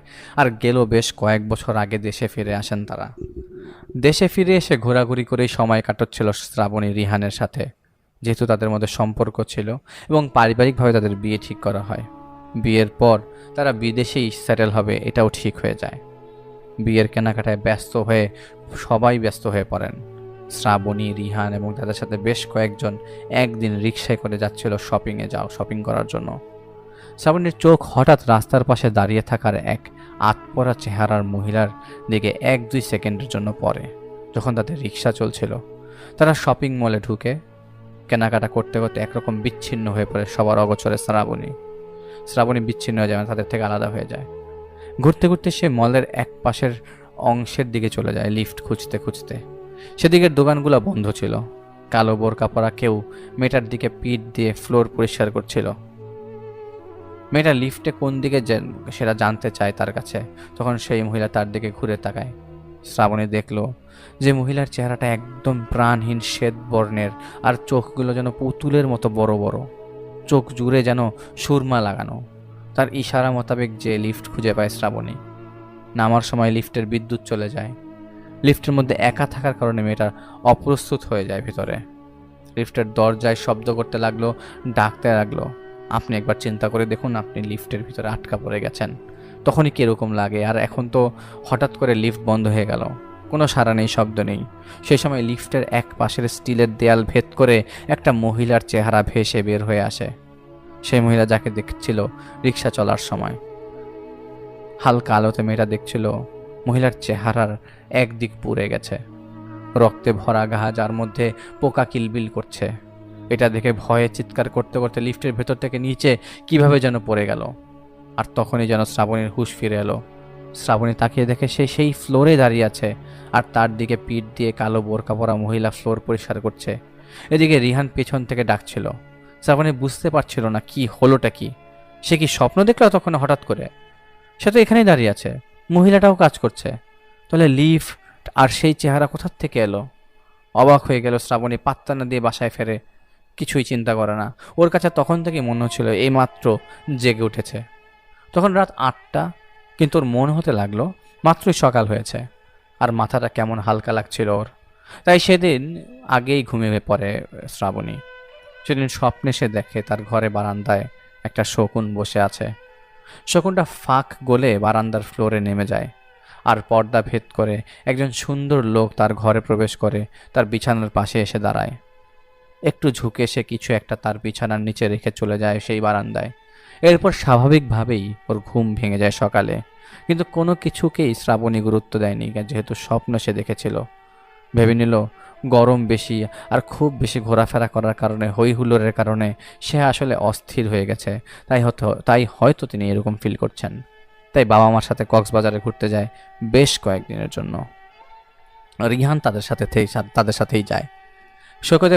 সৈকতের সামনে প্রায় রাত করে শ্রাবণী আর রিহান ঘুরতে যেত। একদিন রাতের বেলা সৈকত পার ঘেঁষে চলার সময় শ্রাবণী দেখতে পায় সাগরের দিকে হেঁটে যাচ্ছে কেউ। শ্রাবণীর মনে হলো রিহান যাচ্ছে সেদিকে, তাইও সে ওকে ডাকতে এগিয়ে গেল, কিন্তু ঢেউয়ের ধাক্কায় শ্রাবণী পড়ে যায়। ততক্ষণে রিহান এসে ওকে টেনে তোলে। রিহান জিজ্ঞেস করে, তুমি সাগরের দিকে যাচ্ছিলে কেন? তখন মেয়েটা বলে, অন্ধকারে কে যেন যেতে দেখছিল পানির দিকে, ও যেতে দেখলো যে কেউ অন্ধকারের দিকে অন্ধকারের মধ্যে কেউ সমুদ্রের দিকে যাচ্ছে, আর সেই রিহানকেই যেতে দেখছে রিহানকেই যেতে দেখছে। এটা সে মনে করে ডাকতে ডাকতে পিছনে চলে গিয়েছিল, আর ঢেউয়ের ধাক্কায় সে পড়ে যায়। তারা রিসোর্টে ফিরে আসে, আর সব কিছু শুনে শ্রাবণীর মা ওদের খুব বকাঝকা করে, রাতে সমুদ্রের পাড়ে ঘোরাঘুরি করতে নিষেধ করে দেন। সেদিন রাতে শ্রাবণী ঘুমিয়েছিল তার রুমে মায়ের সাথেই। ওর ঘুম ভেঙে যায় আলোর ঝলকানির কারণে। সে দেখতে পায় জানালা দিয়ে কেউ টর্চের আলো ফেলছে। 1-2 সেকেন্ড পর পর কে জানি টর্চের আলো ফেলছে। সে মনে করে হয়তো রিহান জ্বালাচ্ছে, তাই সে উঠে যায়। সে উঠে দাঁড়ানোর পর আলোটার আশা বন্ধ হয়ে যায়। সে শুয়ে পড়তে গেলে আবারও একইভাবে 1-2 সেকেন্ড আলো 1-2 সেকেন্ডের ইন্টারভ্যালে আলোটা বারবার আসছিল, এবার 1-2 সেকেন্ডের পর আলোটা বন্ধ হয়ে যাচ্ছিল। এই জন্য সে উঠে জানালার দিকে বাইরের দিকে তাকায়, আর সে রিসোর্টের আলোতে দেখতে পায় একটা গাছে 2জন লোক ঝুলে আছে গলায় ফাঁস নিয়ে। এটা দেখে ভয়ে সে বিছানা চলে যায় আর নিজের মাকে জড়িয়ে ধরে। ভয় পেয়ে সে ভালো ভয় পেয়েছিল এবং বারবার জানালার দিকে তাকাচ্ছিল সে। একসময় ওর মনে হলো সেই 2জন লোক জানালার সামনে দাঁড়িয়ে আছে আর ওর দিকে তাকিয়ে আছে। এবার সে তার মাকে জাগিয়ে তোলে, ভয়ে কাঁপতে কাঁপতে। ওর মা জেগে উঠলে বলে, সে কি অবস্থা? তখন সে বলে যে এই জিনিসগুলো সে দেখেছে। তখন শ্রাবণীর মাথা মেয়েকে একটু বকা দিয়ে বলে, সে ঘুমিয়ে পড়ো তুমি, রাত তো অনেক হয়েছে। কিন্তু তার মনে সন্দেহ লাগে একটু, কারণ ঘন্টাখানেক আগে সৈকতের পরে শ্রাবণী ভয় পেয়েছিল। অন্য কোনো সমস্যা হলো কি না এই চিন্তা করতে করতে তিনি ঘুমিয়ে পড়েন। আর সকালে শ্রাবণীর বাবাকে বলেন মেয়েকে একটা হুজুর দেখাতে, কারণ মেয়ে ভয় পেয়ে গেছে, এর আগে কখনো এরকম হয় নাই, আর অন্য কিছু আবার হলো কি না। তাই সেদিন রিসোর্টের পাশে এক মসজিদের ইমামের সাথে দেখা করা হয় সেই মেয়েটাকে নিয়ে, মেয়েটার সমস্যা নিয়ে। তো ইমাম বলেন যে, দেখুন সাগর পাড়ের এলাকা তো অনেক আনাগোনা আছে অদেখা প্রাণীদের, তাই কেউ হয়তো মেয়েটাকে ভয় দেখিয়েছে, পানি পড়া দিয়ে দেন। কিন্তু সেই পানি পড়া খাওয়াতে ভুলে যান তারা। সেদিন সন্ধ্যার পর রিসোর্টের সবাই মিলে গল্প করছিল। শ্রাবণী হাত মুখ ধুতে বাথরুমে যায়। সেই বেসিনের আয়নায় নিজের চেহারা দেখার সময় খেয়াল করলো আয়নাটা কেমন যেন লাগছে, মনে হচ্ছে আয়নাটাই তাকে দেখছে, আর কেমন ঘোলাটো হয়ে আছে, ঘোলা হয়ে আছে আয়নাটা। সে বের হয়ে আসে এবং তার মা বাবা রিহানের সাথে আড্ডায় যোগ দেয়। সে তখন দেখতে পায় কেউ তার নাম ধরে ডাকলো বাথরুম থেকে, শ্রাবণী, খুবই সুন্দরভাবে। আর সে ঘাড় ঘুরিয়ে কে জিজ্ঞেস করতে যাবে, সেই সময় বাথরুম থেকে কাঁচ ভেঙে পড়ার শব্দ এলো। রিহান উঠে যেয়ে দেখতে পায় বেসিনের দেয়ালে সেটে থাকা কাঁচ নিচে পড়ে ভেঙে গেছে। এটাকে কেউ তেমন গুরুত্ব দিল না, কারণ গুরুত্ব দেওয়ার মতো কিছু ছিল না। যদি স্বাভাবিকভাবে চিন্তা করা হয়, রিসর্টের লোক এনে সেই বাথরুম পরিষ্কার করা হয়। সেদিন রাতে শ্রাবণী ঘুমের মধ্যে দেখতে পায় একটা হাসপাতালে তার মা শুয়ে আছে, আর কালো বোরকা পরা বেশ কয়েকজন মহিলা ওর মাকে ঘিরে রেখেছে। তাদের মধ্যে থেকে একজন একটা ভাঙা কাঁচ হাতে নিয়ে দাঁড়িয়ে আছে, আর বাকিরা ওর মায়ের হাত পা ধরে রেখেছে। কোনো কিছু বুঝে ওঠার আগেই বর্বরভাবে কাঁচ দিয়ে এলোপাতাড়ি আঘাত করতে করতে ওর মায়ের পেট চিরে ফেলে। পেটের ভেতরে হাত দিয়ে টেনে হিচড়ে গর্ভের অংশগুলো বের করে এনে ফেলতে শুরু করে, যাতে কেউ যদি না দেখে তাহলে এই ভয়াবহতা হয়তো বোঝানো সম্ভব না। সেই সময় শ্রাবণী দেখছিল ওর মাকে আর্তনাদ করতে। ঠিক তখন দেয়াল ভেদ করে একটা কালো ছায়া বেরিয়ে এসে ধারালো কিছু দিয়ে ওর মায়ের দুগাল ছিঁড়ে আলাদা করে ফেলে, যেন একদল নরপিশাচদের দেখছিল ঘুমের মধ্যে শ্রাবণী। তখন মোটা একজন মহিলা গর্ভাশয় থেকে টেনে হিচড়ে একটা শিশুকে বের করে শিশুটার 2 পা ধরে সেই ঘর থেকে বের হয়ে যায়, আর অন্য মহিলারা ওর মায়ের হাত পা ধরে টানতে টানতে টেনে হিচড়ে আলাদা করে ফেলে যায়। আর সাথে সাথে ওর ঘুম ভেঙে যায়। ঘুম ভেঙে যাওয়ার পর সে দেখতে পায় সিলিংয়ের দেয়ালে সেইভাবে ওর মা লেপ্টে আছে, আর তার শরীর থেকে বিচ্ছিন্ন হাত পা কিছুটা দূরে সেইভাবেই লেপ্টে আছে, আর টপ টপ করে রক্ত পড়ছে। শ্রাবণী চিৎকার দিয়ে কাঁদতে লাগলো। বিছানা থেকে পড়ে যে ভয়ের কারণে সেই ঘরে আলো জ্বালানোর আগ মুহূর্তে সে দেখেছিল ওর মা ওর দিকে তাকিয়ে রয়েছে আর হাসছে। আলো জ্বালিয়ে ওর মাকে ওকে ধরে। পাশের রুম থেকে রিহান আর শ্রাবণীর বাবা আসে, রিসোর্টের কয়েকজন লোক আসে, কিন্তু শ্রাবণীর ভয়ের কারণ কিছু বলতে পারছিল না, ফুপিয়ে ফুপিয়ে কাঁদছিল। তখন প্রায় ভোরের দিকে সে শুধু এটুকুই বলতে পারে যে ওর মায়ের মতো দেখতে সেই আরেকজন মহিলা সিলিংয়ের দেয়ালে লেপ্টে ছিল রক্তে মাখা অবস্থায়। ফজরের পর এক ইমামকে নিয়ে আসা হয়, আর ওকে দোয়া পরে ফুঁক দেওয়া হয়, সাথে পানি পড়া দেওয়া হয়। ওর অবস্থা দেখে তারা সেদিন দুপুরেই ঢাকার উদ্দেশ্যে রওনা দেয়। তারা ধারণা করে নিয়েছিল যেহেতু কয়েকদিন আগে সৈকতে মেয়েটা ভয় পেয়েছিল আর পানি পড়াও তারা খেতে ভুলে গেছিল, তাই ঢাকায় চলে যাওয়া ভালো। এজন্য হয়তো খারাপ বদ জিন মেয়েকে ভয় দেখাচ্ছে। তারা তখনও ভাবেননি প্রায় 21 থেকে 22 বছর পুরানো সেই বিভীষিকা তাদের জীবনে ফিরে এসেছে শুধুমাত্র এই দেশে ফিরে আসার কারণে। রাত হয়তো 8টা, তখন তারা একটা ছোট্ট বিরতি নিয়েছিলেন গাড়িতে গ্যাস ভরার জন্য। গাড়িতে বসে থাকা অবস্থায় মেয়েটা দেখছিল বেশ কয়েকটা দোকানের পাশে হালকা ঝোপঝাড়ে কে যেন দাঁড়িয়ে আছে। পাশের হাইওয়েতে তখন গাড়ি যাচ্ছিল, তখন আলোর ঝলকানিতে মনে হচ্ছিল একটা কাকতাড়ুয়া দাঁড়িয়ে আছে সেখানে। অন্যদিকে তাকিয়ে সে আবারও যখন তাকায়, সেদিকে তাকায় দেখতে পায় সেই কাকতাড়ুয়া রাস্তা পার হচ্ছে, যেন কেউ সেই কাকতাড়ুয়াটাকে একবার এক পা আরেকবার আরেক পা এভাবে হাঁটিয়ে হাঁটিয়ে নিয়ে যাচ্ছে। আর সেই কাকতাড়ুয়া দূর থেকে হাতের ইশারা দিচ্ছে ওকে। তখন ওই তখন কথা ওর মাকে বলে, ওর মা বলে ওদিকে তাকাস না, বলে ওর মাথায় হাত বুলিয়ে দিতে থাকে ওর মা। গাড়ি চলতে শুরু করে। কিছু দূর যাওয়ার পর চলন্ত অবস্থায় সে দেখতে পায় কাকতাড়ুয়াটা রীতিমতো দৌড়াচ্ছে ওদের গাড়ির পাশ দিয়ে। ওর মনে হলো কাকতাড়ুয়াটা ওর দিকে তাকিয়ে হাসছে। ওর মাকে কিছু বলতে যাবে, সেই সময় সজোরে গাড়ি ব্রেক করে, আর কোনো কিছুর একটা বিকট শব্দ হয়ে যায়, কারণে শোরগোলে পড়ে যায়। সবাই চিৎকার শুরু করে। সবাই বের হয়ে দেখতে পায় গাড়ির বাম্পারের সাথে একটা খড় আর একটা বাঁশ দিয়ে তৈরি কাকতাড়ুয়া আটকে আছে, আর বেশ কয়েকটা পাতিলের ভাঙা অংশ পড়ে আছে। ড্রাইভার বলেন যে তিনি ছোট একটা পুল পার হচ্ছিলেন, সেই পুল থেকে নামার সময় নিচু জায়গায় হঠাৎ করে রাস্তার মাঝে বরাবর একটা কাকতাড়ুয়া তিনি দেখেন, কিন্তু এত কম সময় ছিল যে ব্রেক করতে করতে কাকতাড়ুয়াটা লেগে গেছে গাড়ির সাথে। এদিকে মেয়ের অবস্থা ভয়ে আরও খারাপ হয়ে যায়, আর শ্রাবণীর মা শান্তা আন্টি রীতিমতো ভরকে যান, কারণ শ্রাবণী তাকে বলছিল যে কাকতাড়ুয়া দেখেছে। তিনি মেয়েকে জড়িয়ে ধরে রাখেন শক্ত করে বাকি পথ। মাঝরাতে তারা ঢাকায় তার আত্মীয়ের বাসায় ফেরেন। ফেরার পর শ্রাবণী যে কাকতাড়ুয়া দেখেছিল গাড়ি ছাড়ার আগে তার রিহান আর শ্রাবণীর বাবাকে বলেন। এর পরবর্তী অংশ একটি ছোট্ট বিরতির পর বলছি। কোথাও যাবেন না, খুব অল্প সময়ের মধ্যে আসছি, জাস্ট একটু পানি খাবো। এরপর আত্মীয়দের দ্বারা তার একজন হুজুর ঠিক করেন যে সকালে এসে শ্রাবণীকে দেখবেন।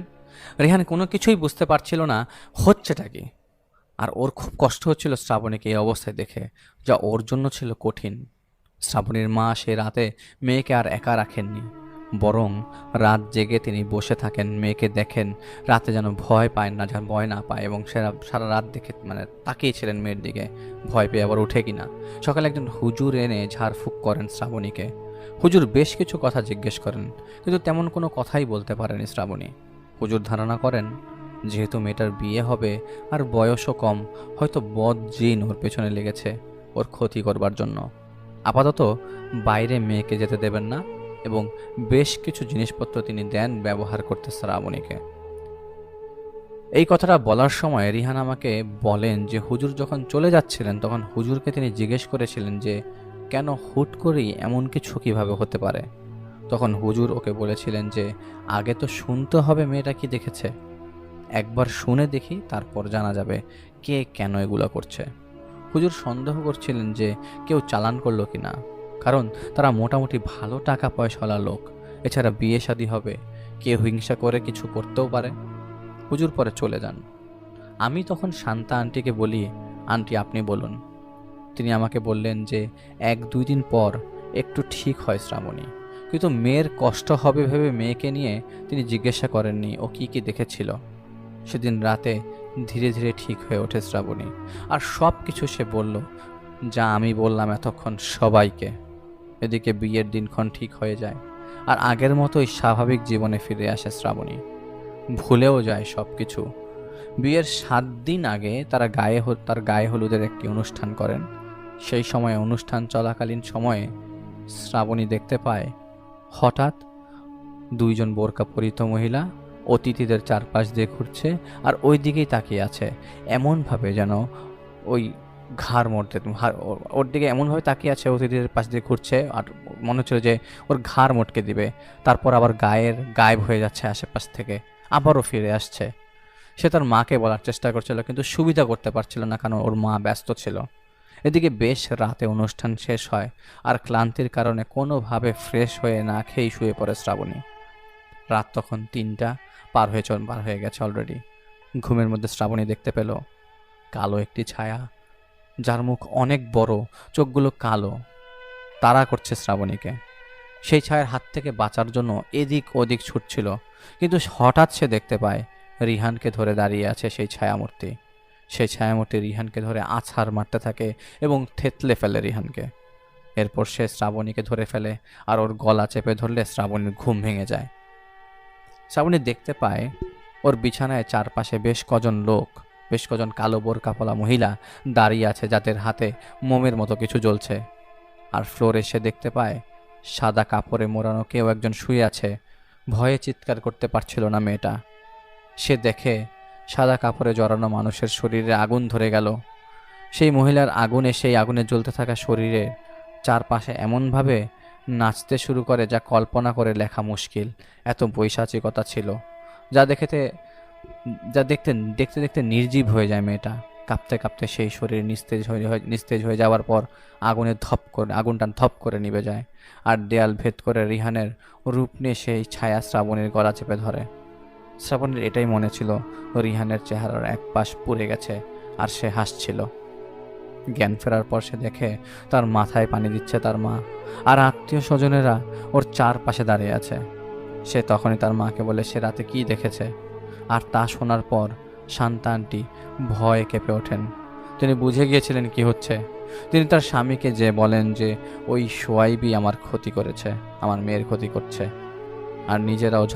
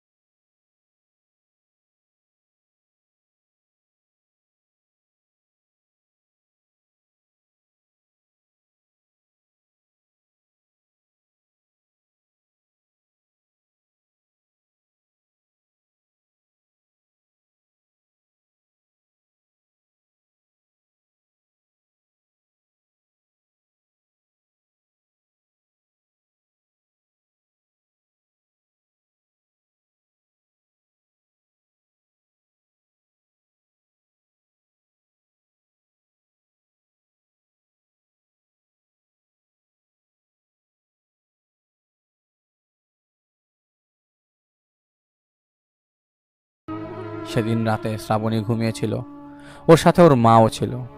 শ্রাবণীর মা ঘুমের মধ্যে দেখতে পেলেন শ্রাবণী একটি জঙ্গলের দিকে এগিয়ে যাচ্ছে।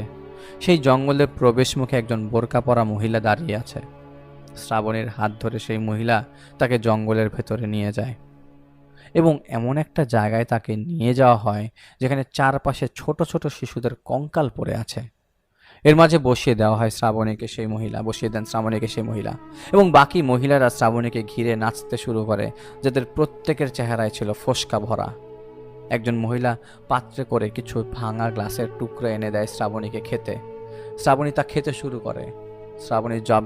যতবার শ্রাবণী চিবুচ্ছিল, ততবার শ্রাবণীর মুখ থেকে গল গল করে রক্ত পড়ছিল। এক সময় শ্রাবণীর মুখটা বিভৎসভাবে কেটে চামড়া ঝোলার মতো ঝুলতে শুরু করে। এরপর সেই মহিলারা শ্রাবণীকে গোসল করায় এবং কাফন দিয়ে মরিয়ে দেয়, আর তারপর দড়ি বেঁধে সেই শ্রাবণীকে টেনে টুনে একটা কবরের পাশে নিয়ে যায়, যেটা বাচ্চাদের জন্য করা। সেই কবর খুলে সেই কবরের মাটিগুলো দিয়ে মাটির উপরে চাপা দিয়ে দেয় তখন তাকে। তখন একজন মহিলা দূর থেকে হেঁটে এসে মাটি চাপা দেওয়ার জায়গায় দাঁড়িয়ে উপরের দিকে তাকিয়ে কিছু একটা বলতে বলতে একটা পেরেক হাতে নিয়ে শ্রাবণীর উপরে মাটি চাপা দেওয়ার জায়গায় সেই পেরেক ঠুকতে শুরু করে, আর সেখান থেকে চিৎকার ভেসে আসতে থাকে। ওনার ঘুম ভেঙে যায় এবং সত্যি সত্যি তিনি শ্রাবণীর চিৎকার শুনতে পান। পাশে শ্রাবণীকে না পেয়ে তিনি দৌড় দিয়ে শ্রাবণীর কাছে যান। যে দেখতে পান কিচেন ক্যাবিনেটের কাছে হাত দিয়ে চোখ মুখ ঢেকে পা ছুটতে ছুটতে শ্রাবণী চিৎকার করছিল। তিনি তার মেয়েকে জড়িয়ে ধরেন। শ্রাবণীর বাবা আত্মীয়রা চলে আসেন। শান্তা আন্টি তার মেয়েকে জড়িয়ে ধরে কাঁদতে লাগলেন। শ্রাবণীকে ঘরে নিয়ে আসা হয়। মেয়েটা ঘুমিয়ে যায় কাঁদতে কাঁদতে। সকালবেলা একটু স্বাভাবিক হলেও ভয়ের কারণে চুপসে গিয়েছিল সে। ওর মা ওকে মাথায় হাত বুলিয়ে দিতে দিতে জিজ্ঞেস করে, রাতে কি হয়েছিল শ্রাবণী? শ্রাবণী বলে ওর ঘুম ভেঙে যায় পানির পিপাসার জন্য। পাশে দেখে তাকিয়ে যে ওর মা সেখানে নেই আর রান্নাঘরে আলো জ্বলছে। পানি না থাকায় সে কিচেনে যায় পানি আনতে। পানি বোতলে ভরার সময় খেয়াল করে ওর মা চাপাতে হাতে নিয়ে কিছু একটা কুপিয়ে কুপিয়ে কাটছে। ওর জিজ্ঞেস করে, কি করছো এত রাতে? তখন ওর মা উত্তর দেয়, তোর খালার কথা ভাবছি। শ্রাবণী বলে, কেন, কি হয়েছে? তখন ওর মা উত্তর দেয়, অনেক দিন ওর স্পর্শ পায়নি, আজ অনেক দিন হয়ে গেল। তোর নানা নানুর জন্যই আজ এই দিন তোদের দেখতে হচ্ছে। যদি আমাকে শান্তিতে থাকতে দিত তাহলে এত কিছু হতো না। শ্রাবণী ওর মায়ের কাছে এগিয়ে আসতে আসতে বলতে থাকে, কেন মা, কি হয়েছে? এটা বলার পর ওর চোখ যায় সেদিকে যেখানে ওর মা কিছু কাটছিল। ও দেখতে পেল তরতাজা একটা কাটা হাত সেখানে, আর সেটাই কাটছিল ওর মা।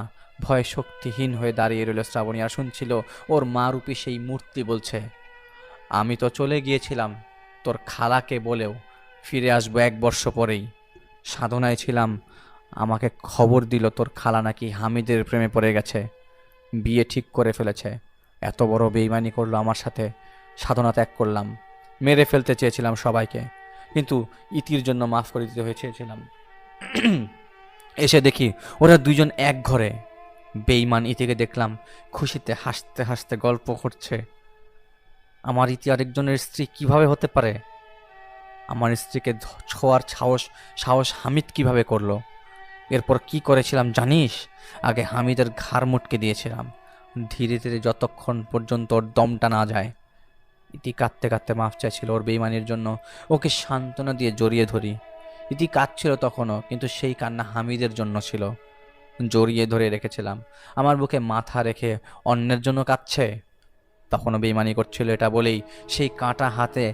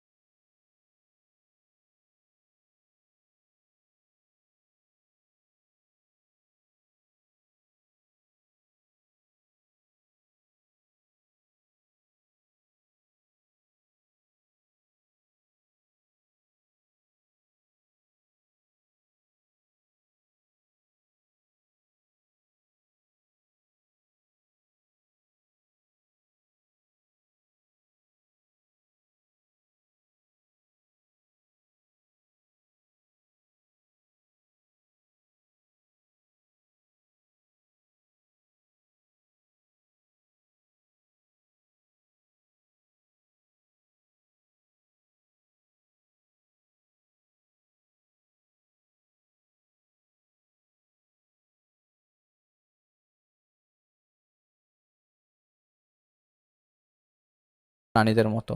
সেই মূর্তিটা তার মেয়ের উপরে এসে বসে, একটা ধারালো কিছু দিয়ে ওর শ্রাবণীর পেট কেটে ফেলে এবং পেটের ভেতরের কিছু অংশে পেটের ভেতরে কিছু একটা প্রবেশ করিয়ে দেয়।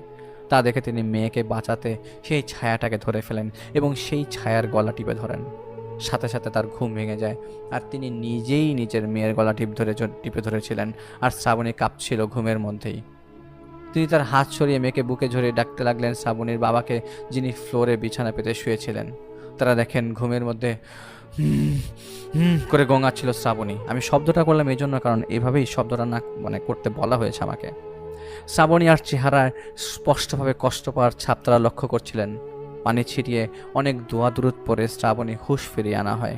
আর ঘুম ভাঙতেই শ্রাবণী আব্বু আম্মু করে চিৎকার করতে লাগলো, আর আমতা আমতা করে বলতে লাগলো, আম্মু আব্বুকে যে রিহান মেরে ফেলেছে, আমি রিহানকে মেরে ফেলেছি, আমার আম্মু আব্বু কই। শখের কারণে মেয়েটার কন্ডিশন খারাপ হয়ে যায়, আর সে তার মা বাবাকেই চিনতে পারছিল না কোনোভাবে। তাকে হাসপাতালে নেওয়া হয়। ঘণ্টাখানেক পর সে সুস্থ অনুভব করে এবং চিনতে পারে তার মা বাবাকে।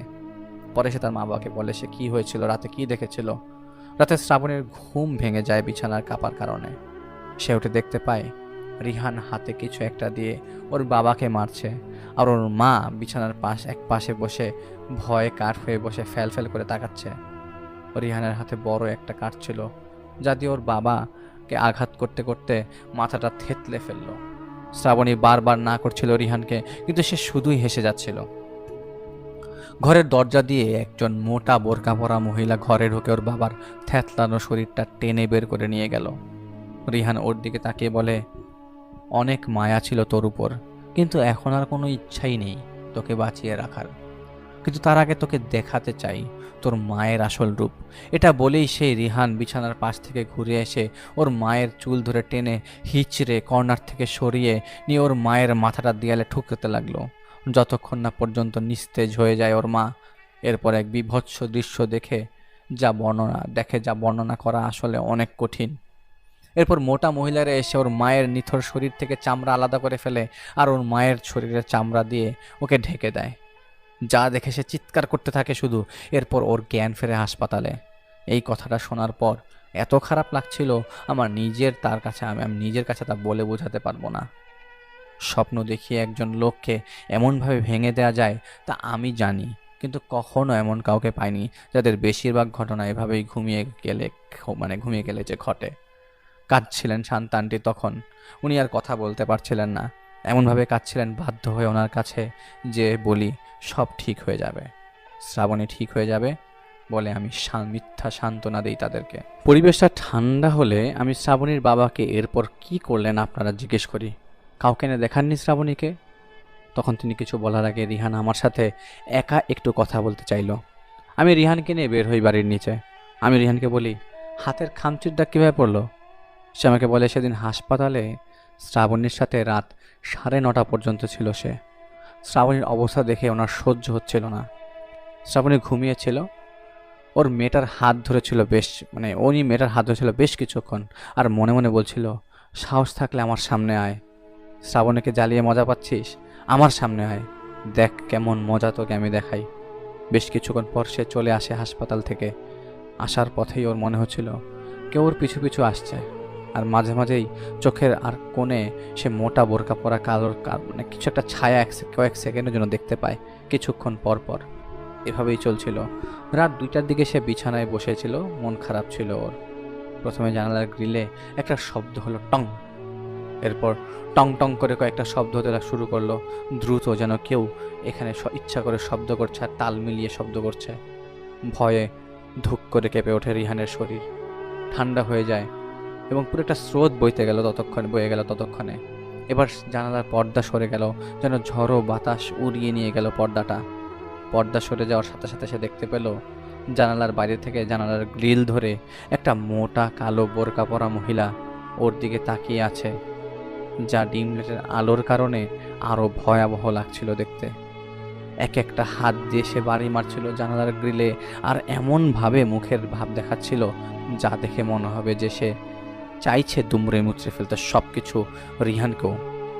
রিহান ভয়ে কিছু বলতে পারছিল না নার্ভাসনেসের কারণে, কিন্তু সে একটা বই হাতে নিয়ে ছুঁড়ে মারে সেই মহিলার দিকে। বইটা যে গ্রিলের লাগার সাথে সাথে সে মহিলা জানালা ভেদ করে ঘরে ঢুকে পড়ে। আর তা দেখে ভয়ে রিহান গেট কোনোভাবে খুলে বের হয়ে ওর মা বাবার ঘরের দিকে ছুটে যায়। কিন্তু সে ডাইনিং রুমে এসে দেখতে পায় চাদরের মতো করে কিছু একটা চাপিয়ে রাখা হয়েছে দুইটি কাকতারুয়ার উপর।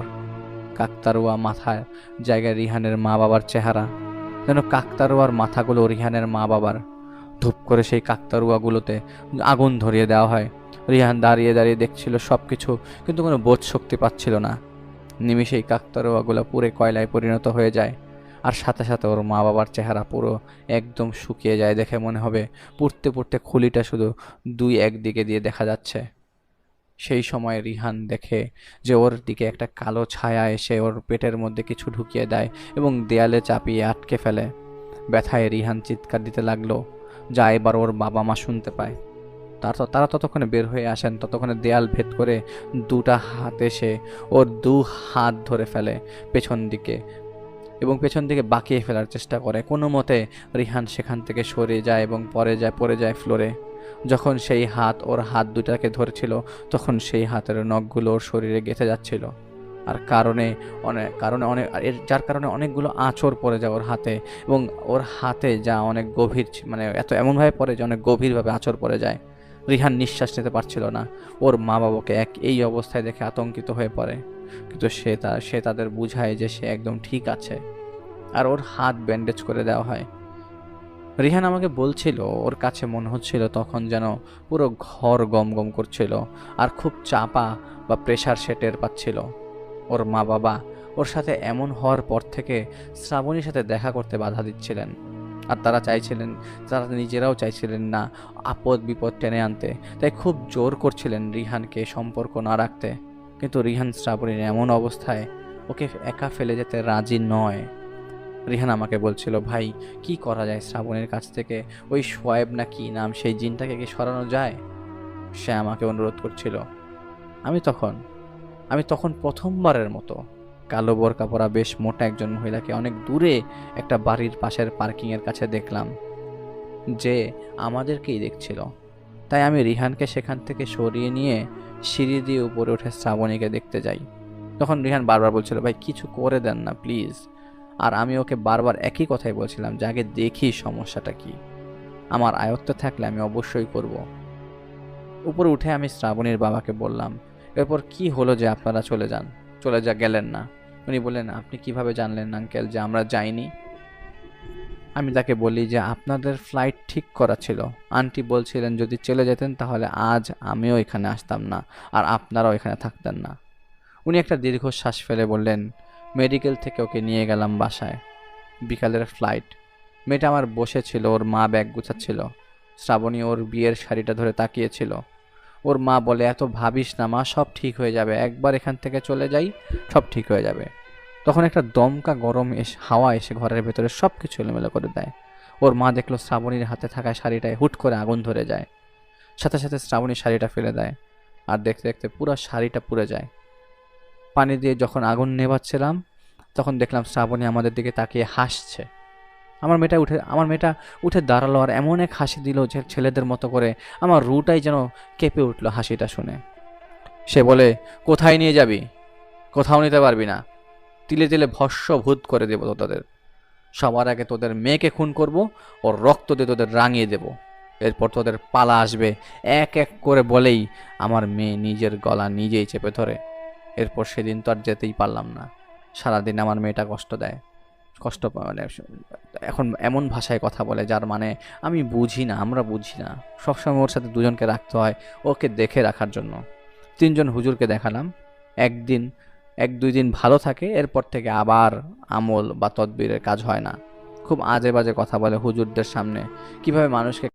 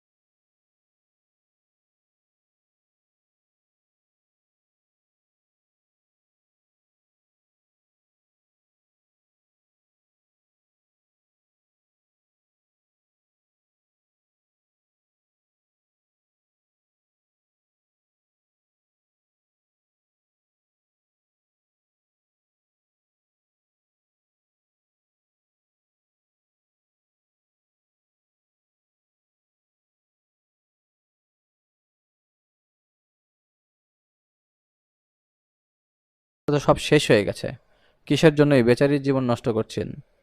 সে বলল, কিছু কি শুনতে পাস? আমি বলি, কি? সে আমার ইশারা দিয়ে কাছে আসতে বলে। আমি একটু তার দিকে ঝুঁকি, তখন সে আমাকে ফিস ফিস করে বলে, কান্না করছে বেচারি। আমি বলি, কে? তখন সে একটা নাম নিল। আমি তখনই বুঝে গিয়েছিলাম এখন আমার সাথে খেলতে চাইছে। তখন আমি উঠে বেরিয়ে যেতে চাইলে সে আমাকে ডাক দেয় এবং বলে, যদি গেট খুলিস তবে ওর ডান হাত ভেঙে ফেলবো। বলেই ডান হাতটা এমনভাবে বাকিয়ে রাখলো যে আরেকটু প্রেশার দিলে ভেঙে যাবে। তাই দাঁড়িয়ে গেলাম। আমি তার সামনে যেয়ে জিজ্ঞেস করি, আমার ব্যাপারে কি জানেন? তখন সে হাসি দেয়। তুই তোর জন্ম অমুক সময়ে, অমুক মাসের, অমুক দিনের, অমুক বছরে তোর জন্ম।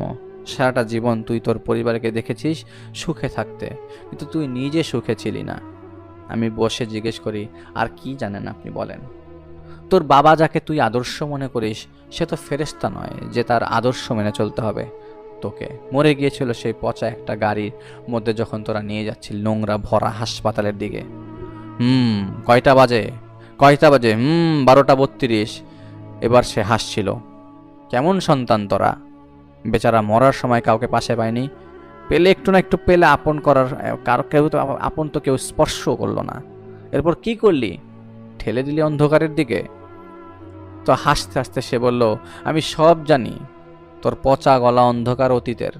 ও হ্যাঁ, শোন আরেকটা কথা, রাত 1:52, ঘড়িটা এখনো তোর কাছে আছে, তুই খুব যত্ন করে রেখেছিস।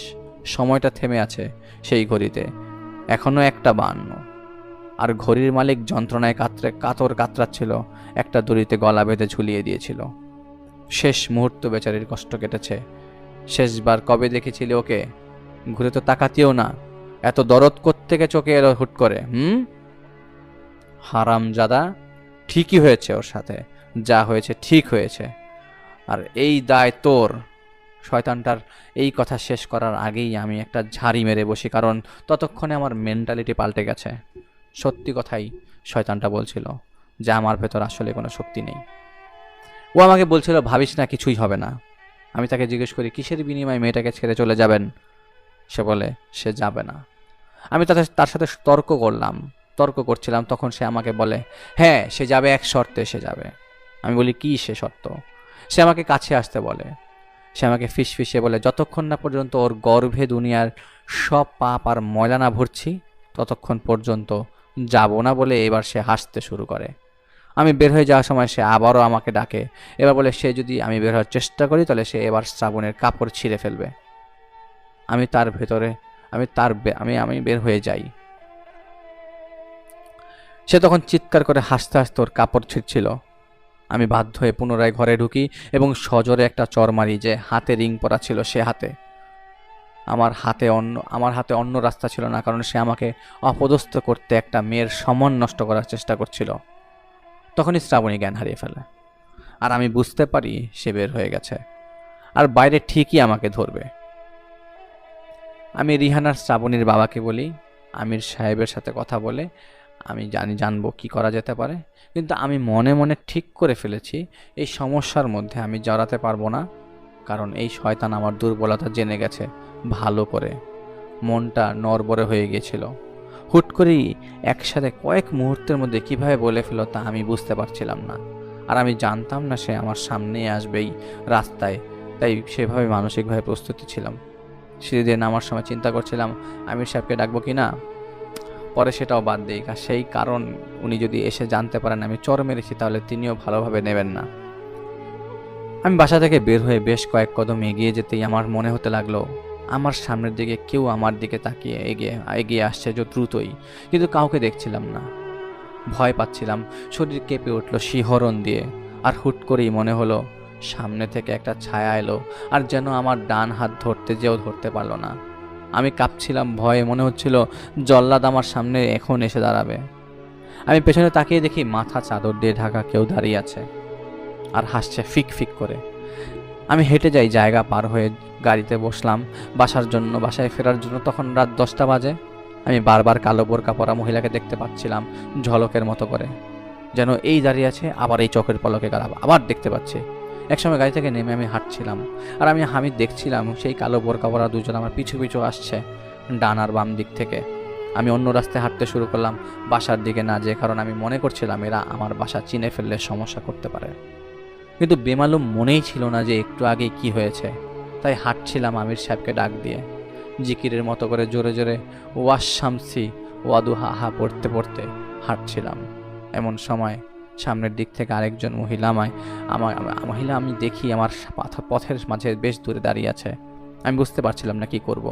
তখন আমার শরীরের দিকে কিছু একটা ছুঁড়ে মারে সেই মহিলা, সে যে আমার পথের মাঝে দাঁড়িয়েছিল। আমি ব্যথা পেয়েছিলাম, কিন্তু সেই জিনিসটা মাটিতে পড়ার শব্দে বুঝতে পারছিলাম এটা একটা ঘড়ি। আমি হালকা আলোতে সেটা দেখতে পাই, নিজের হাতে তুলে নেই, আর তাকিয়ে দেখি আশেপাশে কেউ নেই। বেশ খানিকটা দৌড় দেওয়ার মতো করে হাঁটতে হাঁটতে বাসায় যাই। ঘরে ঢুকে আগেই খুঁজতে থাকি আমার কাছে থাকা একটা ঘড়ি, যা আমি সযত্নে রেখে দিয়েছিলাম।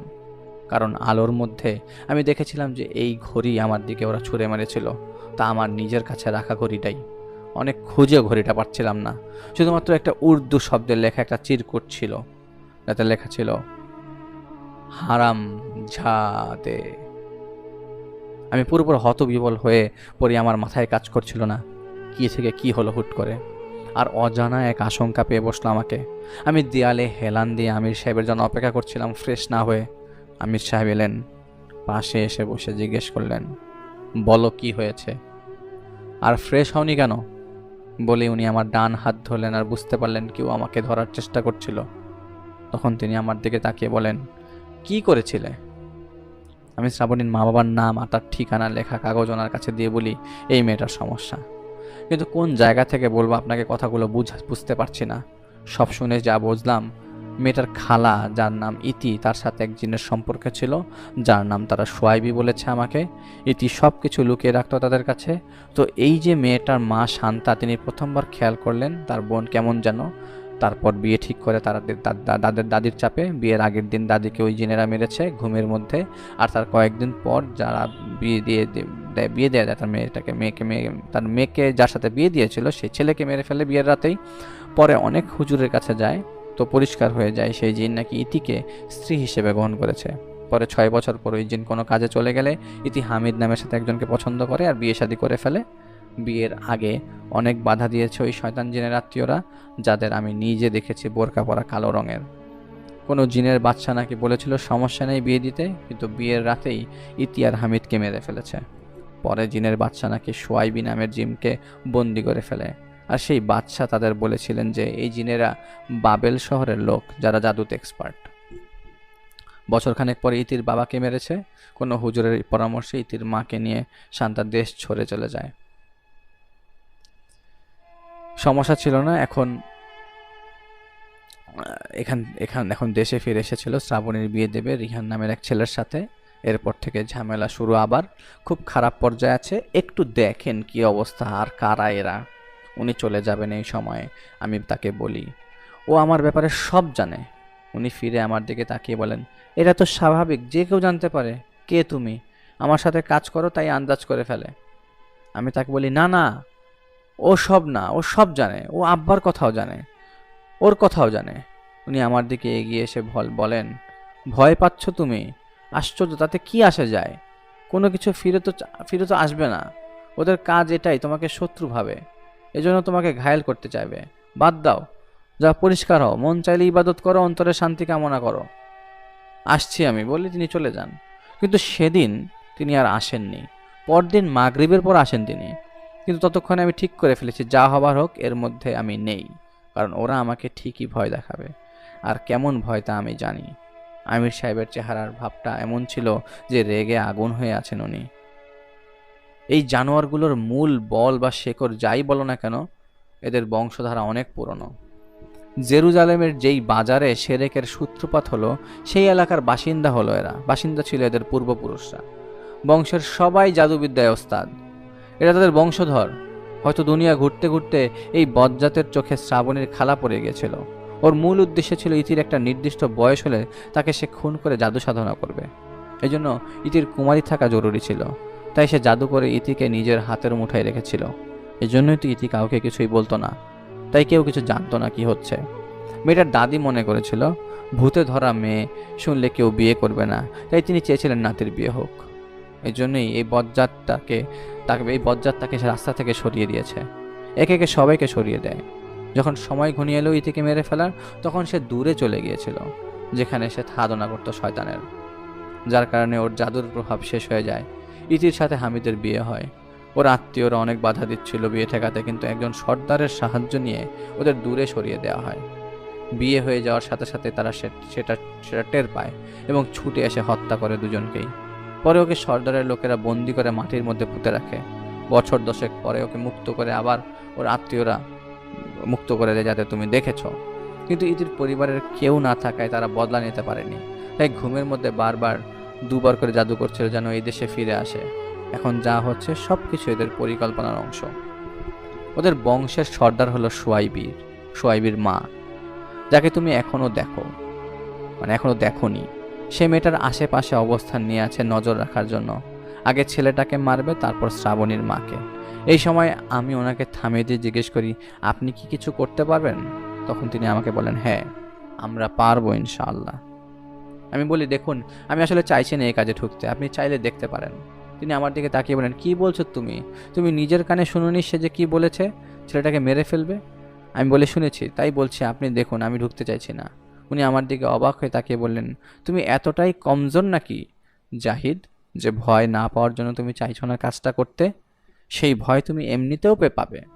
কিন্তু আমি রাজি হচ্ছিলাম না। তিনি আমাকে বলেন, তাহলে ঠিক আছে, যাও, বলে দাও পারবো না। মনে রেখো, কিছু হলে এর দায়ভার কিন্তু তোমার, কারণ তুমি জানতে আর আমরা জানতাম না আমরা পারবো, কিন্তু তুমি পিছিয়ে গেলে। আমি তাকে বোঝাতে গেলে তিনি চলে যান।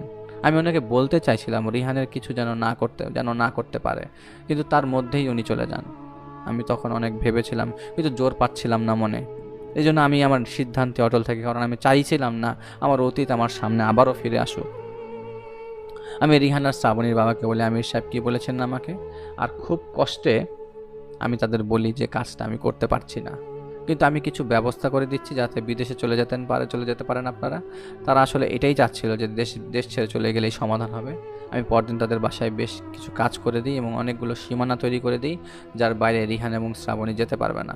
আর এদিকে যেদিন প্রথমবার শ্রাবণীকে দেখে আমি ফিরে এসেছিলাম, সেই দিন থেকে শ্রাবণী ঠিক হয়ে গিয়েছিল। আমি খুব চাপে ছিলাম, কি হয় 11 দিনের দিন, কিন্তু কিছুই হয়নি, কোনো সমস্যাই ছিল না, স্বাভাবিক ছিল সব। আর আমিও হাফ ছেড়ে বাঁচলাম। তাদের সব কিছু স্বাভাবিক দেখে আমিও আর কোনো কিছু ভাবিনি।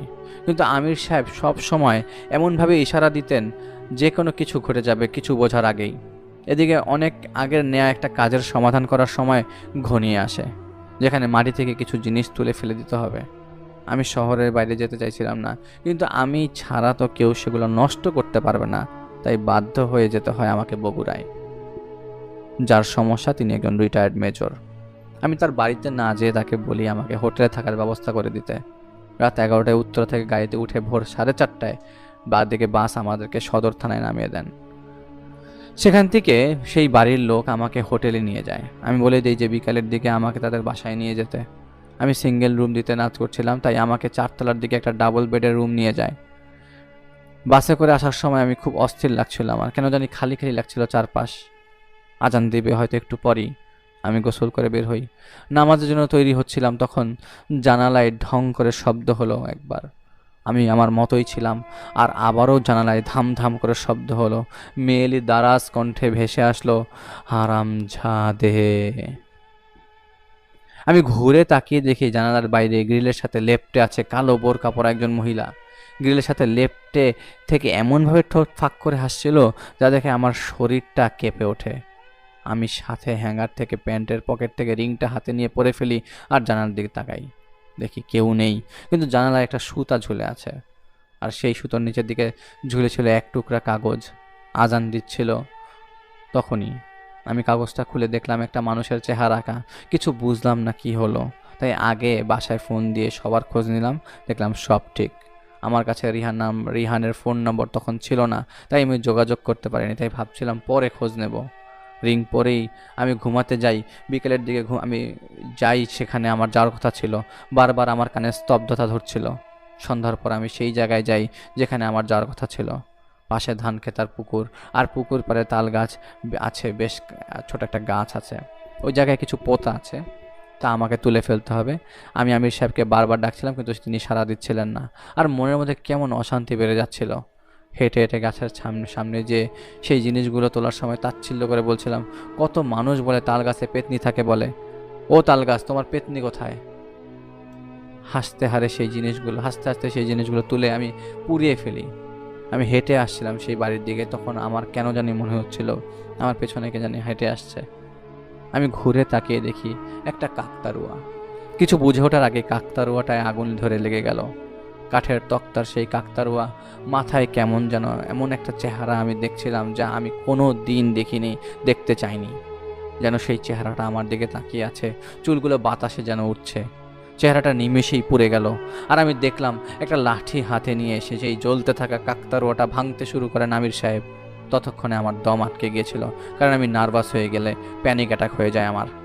উনি আমার পাশে এসে দাঁড়ান, আর আমি বুঝতে পারছিলাম না কি হলো। সে সময় তিনি আমাকে বললেন, এর দায় তোমার। আমি বললাম, কিসের দায়? তখন উনি চিৎকার করে আমাকে, তোমার তোমার দায়, তোমার বলেই বাতাসে মিশে গেলেন। আমি তখনও বুঝিনি কি হলো, কেন উনি রেগে গেলেন। আমি ঠিকঠাক হয়ে হোটেলে ফিরি, আর পরের দিন ঢাকায় ফিরি। ঢাকায় ফেরার পর শ্রাবণীর বাবার ফোন নম্বর ডায়েরি থেকে নিয়ে ফোন দিয়ে জানতে পারি শ্রীহান আর শ্রাবণী আর নেই। উনি ফোনে কাঁদছিলেন, কিছু বলতে পারছিলেন না।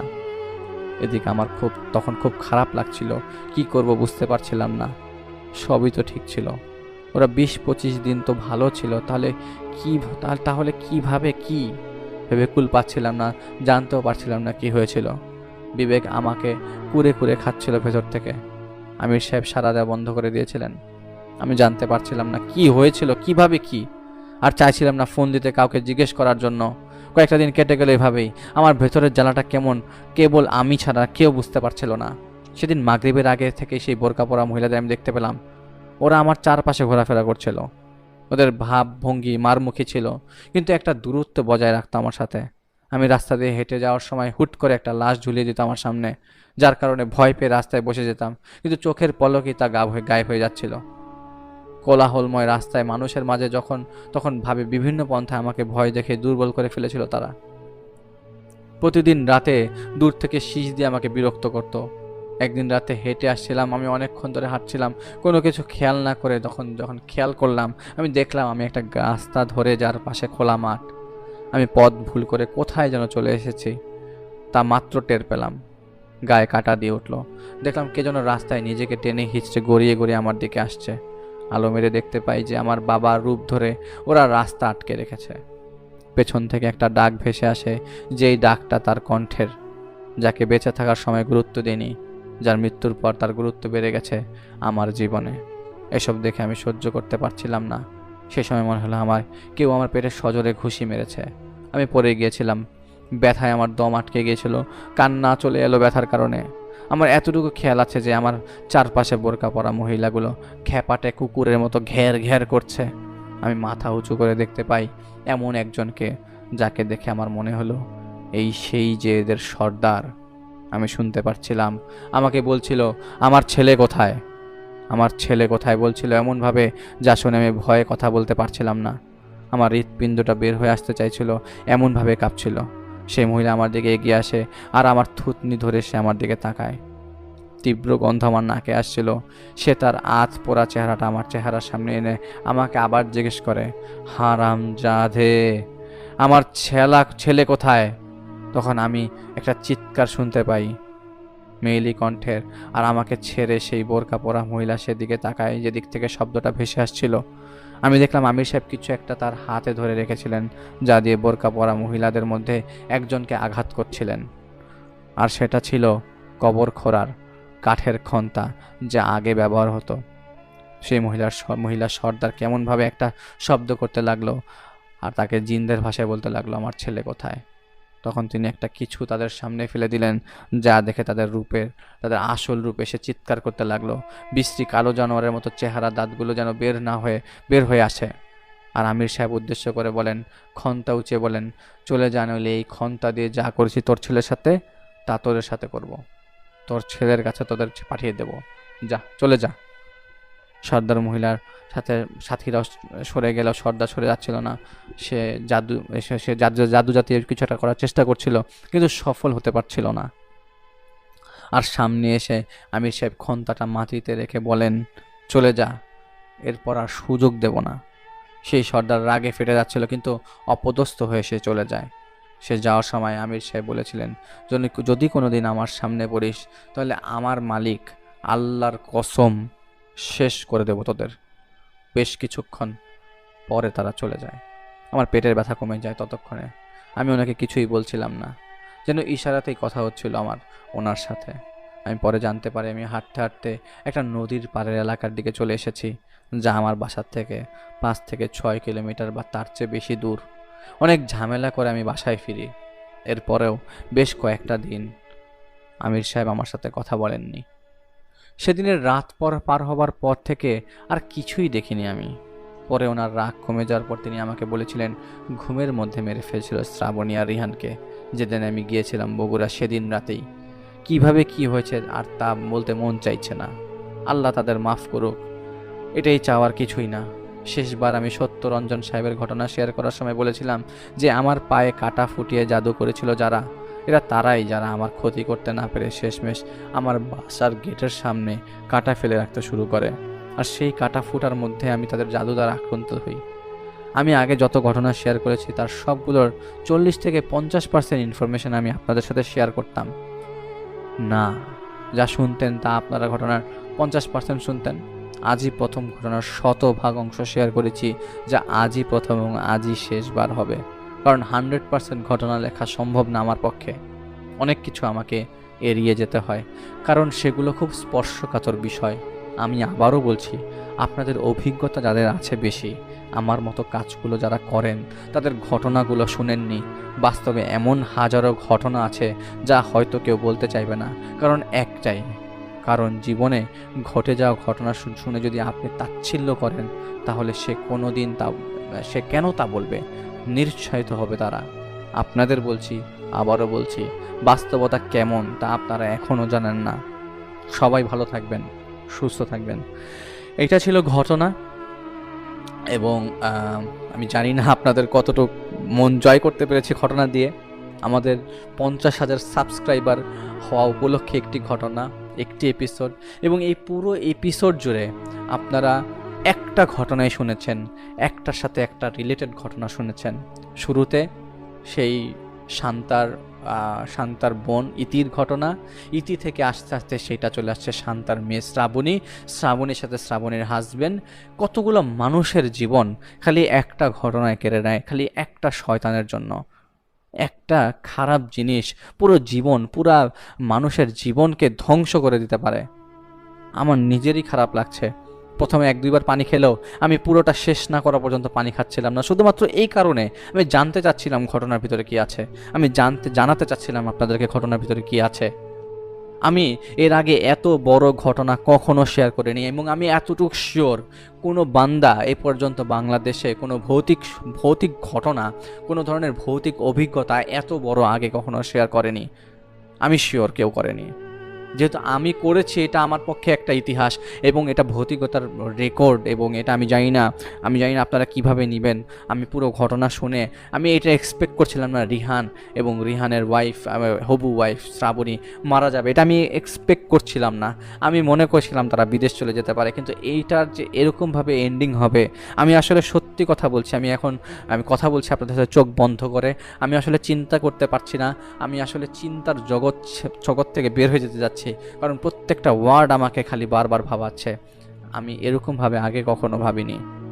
জাহিদ ভাইকে অনেক অনেক ধন্যবাদ। চোখের কোণে কোন সময় পানি চলে এসছে আমি জানি না।